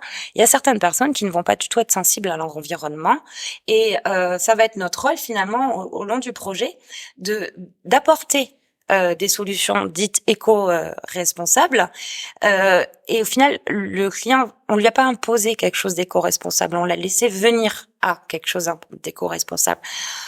Donc ce sont des tendances qui sont mises en avant, je pense, surtout pour agrémenter les premières de couverture de la presse écrite ou autre. Mais pour moi, ce sont les fondements en fait de l'architecture d'intérieur. C'est bien qu'on en ait parlé parce que ça permet de dire deux choses. Hein. Déjà qu'il y a une appétence du public et des clients pour ce type de considération, et c'est très bien. Qu'il y a des professionnels. Non pas qu'ils en sont spécialistes, parce que comme tu viens de le dire, on en est tous des spécialistes du bien-être dans son intérieur, mais qu'on ait des confrères qui aient choisi de s'en faire l'écho et de porter cette voix-là un peu plus haute que les autres dans leur façon de travailler, c'est aussi très bien. C'est qu'on a une consoeur donc à La Réunion qui est très sensible à cette façon d'aborder les projets de ses clients et c'est tout à son honneur. Ça ne veut pas dire que les autres ne le font pas. C'est ça. Ils le font peut-être sans le nommer et elle, pour parler d'elle, c'est Atelier D, je crois. C'est Véro Déco ou Véro Déco, ils sont peut-être plusieurs alors. En tout cas, moi j'avais Atelier D en tête, on l'embrasse aussi, on la salue. Véro Déco, on la salue également, qui ont peut-être choisi de le mettre plus en avant parce que c'est leur sensibilité de professionnel. C'est leur sensibilité et qu'il y a une clientèle qui va choisir son décorateur ou son architecte en fonction de ça, comme on va en choisir un qui va utiliser que des matériaux éco-responsables. Donc le but c'est pas de succomber aux sirènes journalistiques qui sont faites pour alimenter les couvertures de magazines, mais bien de rencontrer des professionnels.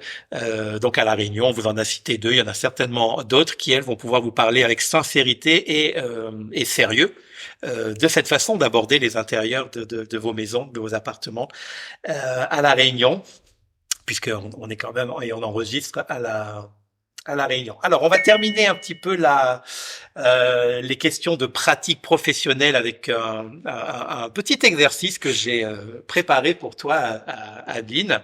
Alors, c'est pas un examen, c'est un exercice. Donc, on va partir d'une affirmation que je vais te citer.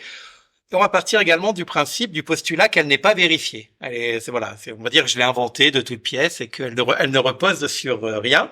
Et je vais ensuite te demander ton avis. Alors là voici. Dans un projet, là je fais mon propre, je mets mes petites lunettes. Adeline, dans un projet de décoration, 30% du budget du client est dépensé dans la phase d'étude, de création, conception et de suivi, c'est-à-dire la prestation intellectuelle, technique et artistique du designer d'intérieur. 60% seront, quant à eux, dépensés dans la phase de réalisation et de mise en œuvre. Voilà, donc travaux, sous-traitance, etc. Et j'affirme que on décore et on équipe, c'est-à-dire achat de mobilier et d'accessoires, avec seulement ce qui reste comme budget, c'est-à-dire environ 10% du budget de départ. Est-ce que c'est réaliste comme vision des choses pour toi, de façon générale? De façon générale, oui. Dans mes projets, non. D'accord. Alors maintenant, tu peux détailler l'un et l'autre. Eh ben parce que moi, j'ai une façon d'aborder mes projets essentiellement, c'est des projets avec conception et suivi de chantier. Il y a, le mobilier fait partie intégrante du projet. Donc, il y a les travaux et il y a l'agencement et la déco. Donc moi, j'essaie toujours de déterminer des enveloppes budgétaires pour chacune de ces 3 catégories. Les outre les honoraires de conception, mais il y a les travaux, l'agencement qui peut intégrer et la déco. Dans l'agencement, il y a lorsqu'on va partir dans du meuble sur mesure, ça va peut-être enlever des achats de meubles, mais ça va rentrer dans un budget de travaux. Donc j'essaie quand même de budgétiser au démarrage du projet une enveloppe dans son ensemble et de répartir de façon à qu'il y ait un petit peu plus d'équilibre. Parce que sinon, s'il n'y a pas d'équilibre, et dans le cas de figure, dans le postulat que tu as émis, on s'en retrouve qu'il n'y a pas de cerise sur le gâteau. Exactement. Voilà. Donc oui, on va avoir un super lit, on va avoir une super tête de lit, on va avoir une super peinture, mais par contre, on va avoir les draps avec des petits papillons violets. C'est ça. C'est quand il y a un décalage entre ce qui se voit finalement, parce que Voilà. les accessoires, l'équipement, le mobilier, c'est ce qui va se voir. C'est pas forcément ce qui a demandé le plus de travail, mais c'est ce qui va se voir. Et quand il y a un décalage, C'est ce qui peut coûter aussi le plus cher. exactement. Parce que malheureusement, toute cette partie-là est très peu fabriquée à La Réunion. Oui, là vous êtes obligé de passer par du mobilier d'usine, fabriqué. Après non, dès lors que c'est sur mesure. Non, mais je veux dire par exemple les draps. Ah oui. Je veux dire, les draps, il y a finalement très peu de couturières ou d'enseignes qui fabriquent ici. Et comme ça serait fabriqué ici, c'est du tissu qui provient d'ailleurs. Donc c'est tout ce qui est les détails décoratifs à la fin, tout ce qui se voit, c'est finalement ce qui coûte le plus cher. Dans tes projets. Ouais. Non, parce que tu sais pourquoi je te pose la question. Parce que comme je le disais tout à l'heure, je viens du mobilier, beaucoup dans le mobilier d'entreprise et puis plus récemment dans le mobilier pour équiper les lieux de vie des particuliers. Et souvent, alors ça dépend aussi des gammes de mobilier pour lesquelles on travaille. Mais enfin, globalement, moi, je vois des professionnels comme moi, comme toi, qui viennent en magasin et qui me disent voilà, j'ai ça comme budget, et en fait tu te rends compte que c'est une enveloppe qui a été extraite d'une enveloppe plus grosse, supérieure, qui a complètement été dépensée dans des trucs sur lesquels on aurait pu faire des économies pour justement garder une part raisonnable pour l'équipement, parce que comme tu le disais, faire des super travaux, une super coque, voilà, un super écrin qu'on va remplir avec un bijou en toc, ça perd un peu de son charme. Et encore aujourd'hui, je vois beaucoup ce genre de demande arriver en me disant oh non, mais moi je veux pas du haut de gamme. C'est même pas une question de haut de gamme, c'est juste une question de mobilier de qualité. Voilà. Et parce que j'ai plus le budget pour. Et des confrères à toi, des confrères à moi, etc. Mais moi la première. Voilà. Et ça nous arrive à tous. Mais quand ça devient une généralité, je me sens moi légitime pour poser la question à une professionnelle comme toi, et je pense que je la poserai à peu près à tous les invités que j'aurai, même si je poserai de façon différente, mais c'est important pour moi. Il faut qu'il y ait, et je suis content que tu partages cet avis, il faut qu'il y ait une cohérence entre ce qu'on en dépense dans la partie créative artistique, la partie réalisation, et dans la partie réalisation, parce que c'est intégré justement la partie équipement de troisième niveau, qui est hyper important. C'est valable dans l'autre sens. Oui, vas-y. C'est valable dans l'autre sens. Tu vas acheter, je sais pas, un super joli miroir que tu vas payer très très cher sur un mur qui est vieux, qui a pas été ratissé, qui a des défauts partout. C'est moche. Oui, voilà. Tu as raison. L'inverse est vrai aussi. À cela près qu'on le rencontre moins quand même. Ça dépend. Quand t'es comme moi Alors moi, en magasin, par exemple, j'ai rarement des confrères qui viennent me voir en disant écoutez, j'ai un mur moche, mais je voudrais un super miroir. Ouais. en général, ils viennent me voir en disant j'ai un super mur, mais du coup, j'ai plus de thunes pour m'acheter un beau miroir. C'est ça. Bon voilà, enfin, en tout cas on s'est compris, et je pense que nos auditeurs également nous ont compris. Alors on arrive à la troisième et dernière partie de cette émission, celle qui est censée être toujours aussi fun, mais plus légère, en tout cas. Donc c'est une partie qui est censée nous en apprendre un petit peu plus sur toi, alors sur le modèle un peu du portrait chinois. J'ai rien inventé, j'ai pas été original, mais j'ai posé des questions en tout cas sincères auxquelles j'avais vraiment envie que tu répondes. Donc ce sont des questions qui me tiennent à cœur et j'espère que tu vas y répondre avec beaucoup de sérieux. Donc c'est parti, Adeline par Adeline. On commence avec la première question. Adeline, est-ce qu'il te reste du temps pour toi en dehors de ton travail? On a déjà un petit peu répondu, mais tu peux synthétiser. En ce moment, pas trop. Mais oui, enfin, c'est l'objectif. Oui, j'arrive quand même à prendre du temps, pas autant que je voudrais, mais c'est normal. Je suis même pas une année d'entreprise, donc faut savoir ce qu'on veut aussi. Mais oui, j'arrive à prendre un peu de temps pour moi. Après, c'est vrai qu'aujourd'hui, avec les WhatsApp, les téléphones, c'est Ça arrive de tous les côtés. ouais, le travail peut arriver même à des heures incongrues. Ah, ok. Bon, ben là, il faut mettre ton téléphone en mode repos et puis Ouais. il sonnera pas avant le lendemain. C'est ça. Enfin, alors, en tout cas, que tu auras choisi. Alors, quand là, tu dis que tu en as pas assez, mais ça sous-entend que tu en as quand même un petit peu.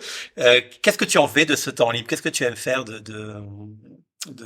tes temps de repos, Alors, temps libre, temps de repos, dodo. dodo? J'adore D'accord. faire la sieste. Et le temps restant disponible? Le temps restant disponible, je fais de la danse. Quand j'ai plus de temps qui me permet de partir en voyage, je voyage avec mon conjoint. On aime bien voyager. Moi, ça m'inspire. Généralement, en ce moment, quand j'ai du temps disponible, j'appelle la famille. Ouais. J'ai pas beaucoup. Aller voir mes nièces qui sont pas très loin de la maison. Faire des activités diverses et variées, hein, voir les amis, randonner. On reste sur un caillou, hein, donc Ouais. voilà, lire, écrire, dessiner, les grands classiques. Mais tu cites la danse en premier quand même. Oui, la danse. La danse, c'est chouette. Oui. Bisous à ma prof. Tu es dans une compagnie? Ah, c'est une école de danse, ouais. Mais c'est pas une compagnie. Ok. Tu as déjà un petit peu répondu à cette question, mais en fait, elle est différente. Et j'espère que tu vas en comprendre le sens. Si tu n'avais pas été designer et architecte d'intérieur, quel métier tu aurais aimé faire? Ou c'est celui-là? Si je n'avais pas été, qu'est-ce que j'aurais aimé faire? Mais tellement de choses. En fait, je suis une grosse curieuse. Grande curieuse, je ferais plein de choses. Je serais reporter photographique, je serais aventurière, je pourrais être présidente de la République, un espion. Un espion, voilà, c'est ça que j'aurais voulu. Allez, on va retenir espion. Espion. Alors, le métier d'architecte d'intérieur, bon, tu n'as pas pu louper l'information sociétale dont on nous a rabattu les oreilles pendant plusieurs semaines, voire plusieurs mois. Est-ce que ce métier d'architecte d'intérieur, tu te vois le faire et l'exercer jusqu'à 64 ans? Tu dois répondre. Hein. Je dois répondre. Mais écoute, ça dépend, la CIPAV, On reparle pas de la CIPAV. Voilà, ouais, alors, oui, non, clairement, je me vois bien l'exercer. À ce rythme-là, comme la première année, sous ce régime-là, comme ça, je pense que je serais cuite avant, hein.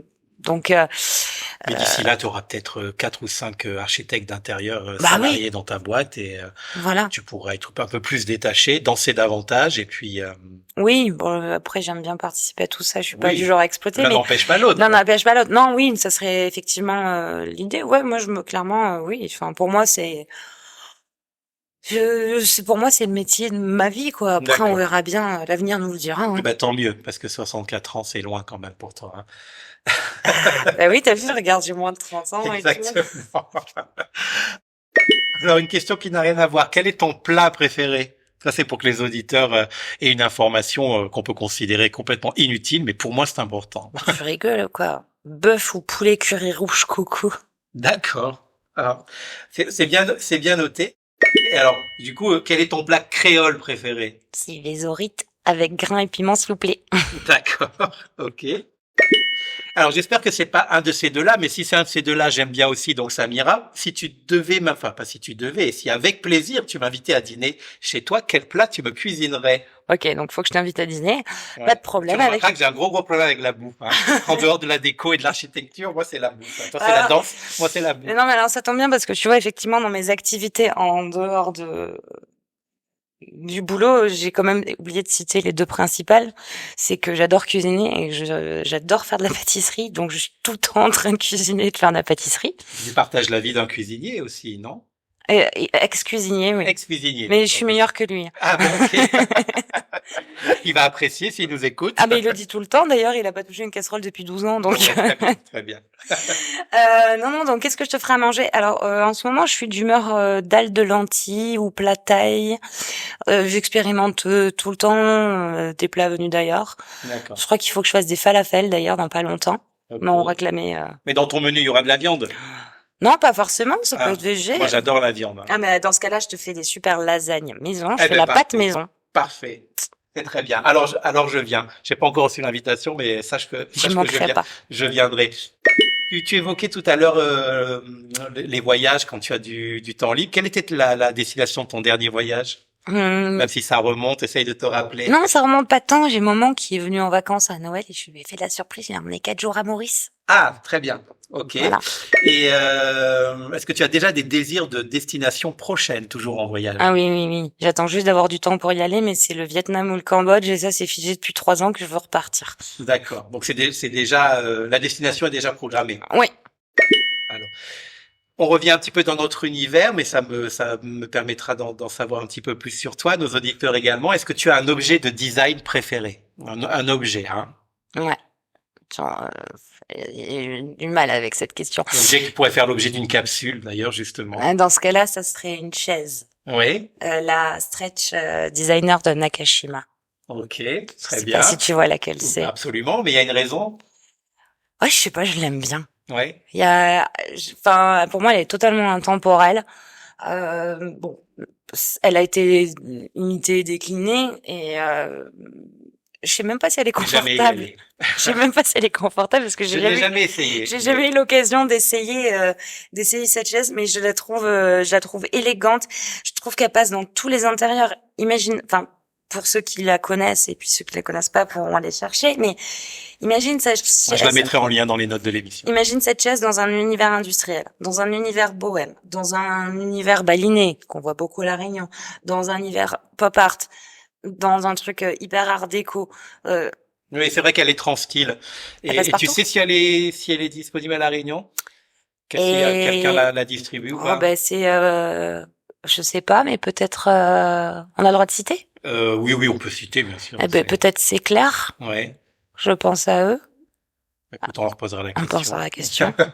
et on mettra également cette information dans les notes de l'émission.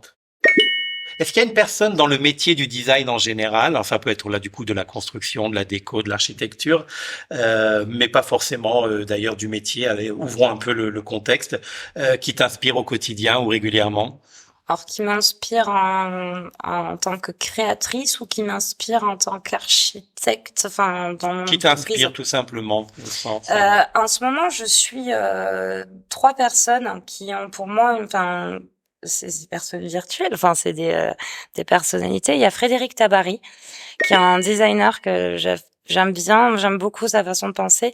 Il y a Mathieu Agel qui est, j'en parlais tout à l'heure, le créateur de la seule franchise d'architecte d'intérieur.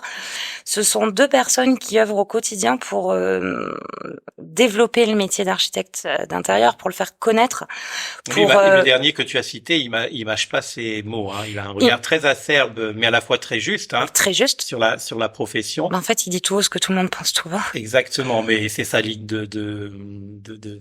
d'identification. Ouais. Il a raison, il est sur ce créneau-là et il est percutant. Il est très percutant. Enfin, tous les 2 sont très percutants. Moi, j'ai eu la chance de les découvrir peu de temps avant de créer l'entreprise et mine de rien, ils m'ont beaucoup aidé.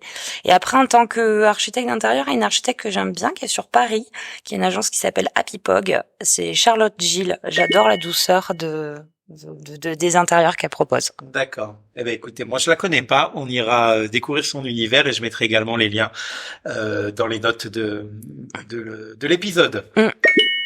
Est-ce qu'il y a un projet de décoration d'intérieur, alors qui peut être grandiose ou plus modeste, hein, il peut être d'ailleurs, il ne peut être connu que de toi d'ailleurs, dont tu aurais aimé être l'auteur, ou sinon quel est celui que tu aimerais réaliser avant justement ces fameux 64 ans? Moi, j'aurais aimé travailler avec Antonio Gaudi. Ah, ok. D'accord, effectivement. Il n'y a pas de rêve trop grand, hein. Ah, si j'avais pu faire la Casa Balto ou la Sagrada Familia, carrément, hein. Oui, oui. Je ne sais pas dire si j'aime l'art baroque ou quoi, mais je trouve que c'est juste des merveilles d'architecture. Et non, ce que j'aimerais réaliser, j'aimerais bien arriver à faire un pro bono de façon régulière. D'accord.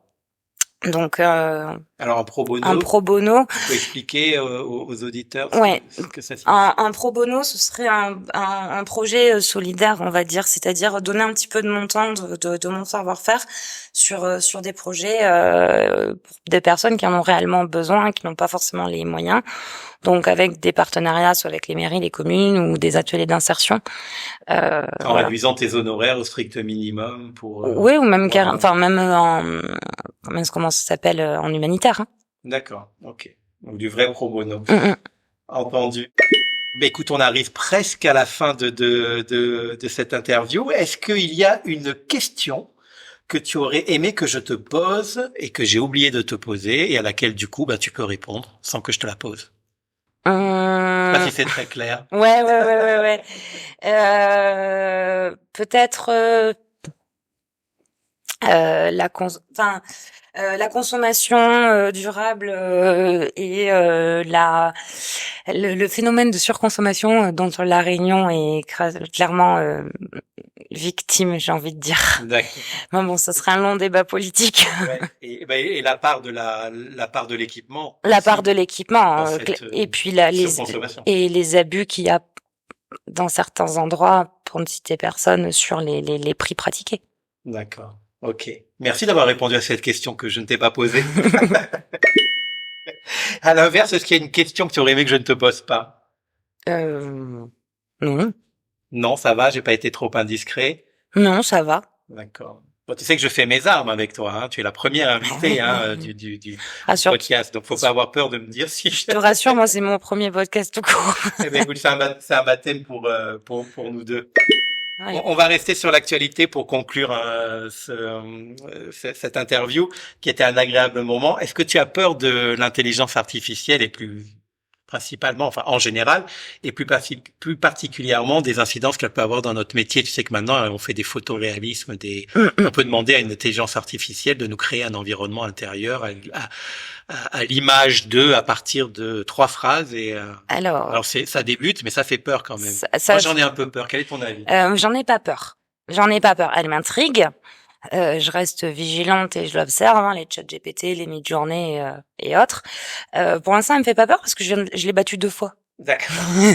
Je lui ai mis la photo d'un intérieur d'une cliente qui voulait un style Japandi. Donc moi, j'avais déjà tout dessiné. Puis à ce moment-là, j'ai pris la photo d'origine. Je lui ai demandé un style Japandi. Elle m'a mis une bibliothèque devant la porte. Donc déjà, ça marche pas. Oui, c'est moins pratique. C'est un concept, mais qui n'est pas très pratique. Et après, je lui ai demandé quelque chose complètement absurde. Là, c'était juste du texte. Il fallait pas partir de la photo. Je lui ai demandé un truc totalement absurde. Elle m'a mis un truc qui n'avait strictement rien à voir. Donc, je l'ai battu 2 fois. Donc, pour l'instant, elle me fait pas peur. D'accord. Voilà. Moi, quand je dis, alors tant mieux, hein. Alors, moi, elle me fait pas peur en tant que telle, parce que c'est comme tous les nouveaux outils qui arrivent sur le marché, c'est l'usage qu'on va en faire qui est inquiétant, pas la technologie elle-même. Et puis, on est quand même dans des métiers artistiques où il y aura quand même cette fameuse plus-value nécessaire dont on parle depuis le début de l'émission. Non, moi, c'est plus sur les fakes que ça m'inquiète un petit peu. C'est-à-dire quand on va pouvoir faire passer des créations générées par intelligence artificielle comme étant le travail d'un vrai artiste, mais qui du coup n'aura coûté quasiment rien et qui aura pris le job de quelqu'un qui aurait passé on boucle la boucle, hein, qui aurait passé du temps et tu vas retrouver vendu sur des NFT des prix oui, non, ça c'est flippant. Pour moi, c'est un outil qui est tellement performant qui devrait pas être laissé à la main de monsieur et madame tout le monde. Oui. Et il peut être aussi dangereux qu'une bombe nucléaire. Ouais, il peut être très très très très dangereux effectivement. Alors pour en revenir à notre secteur d'activité, moi j'encourage nos collègues à être très vigilants, à ne pas laisser passer d'ailleurs des dérives qu'ils pourraient voir sur les réseaux sociaux, parce que le premier vecteur, une fois de plus, ça va être les réseaux sociaux. On le voit déjà avec la désinformation. Donc sur les créations artistiques et picturales générées par ordinateur, de pas laisser passer et d'être très vigilant. J'ai dit on est 25 au moins à la Réunion, et alors je vous dis même pas en France hexagonale ou dans le monde entier, pour être suffisamment vigilant et faire en sorte que ça ne se propage pas trop de façon irréversible, parce qu'il y a un moment où on ne pourra plus rien faire.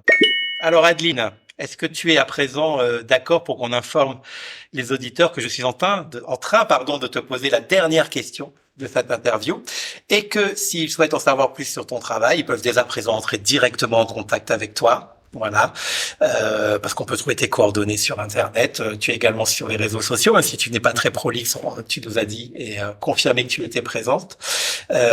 Pourquoi pas devenir un jour ton nouveau client ou ta nouvelle cliente? Qu'en penses-tu? Je vais pas répondre non, hein. Mais avec joie, si je peux participer à la réalisation de leur projet d'une manière ou d'une autre, avec joie. Bon, écoute, merci pour eux. Et merci beaucoup à toi, Adeline, d'avoir accepté cette invitation. C'était super. On a appris des tas de trucs utiles et intéressants sur toi, sur les métiers aussi, sur le métier, sur ton métier, celui qu'on partage, cet univers qu'on partage. Voilà une interview qui, j'espère, parlera aux collègues qui nous ont fait le plaisir de nous écouter, et une interview qui informera aussi les auditeurs un peu plus précisément de ce qu'est le monde du design d'intérieur à La Réunion et partout ailleurs, comme c'est le sous-titre de ce podcast, et qui aimerait se lancer dans un projet déco, seul ou accompagné d'un professionnel, qui est aussi le but de mon émission. Je te dis à bientôt. À bientôt, merci beaucoup. Bonne continuation à toi, et puis gros bisous et merci. Gros bisous.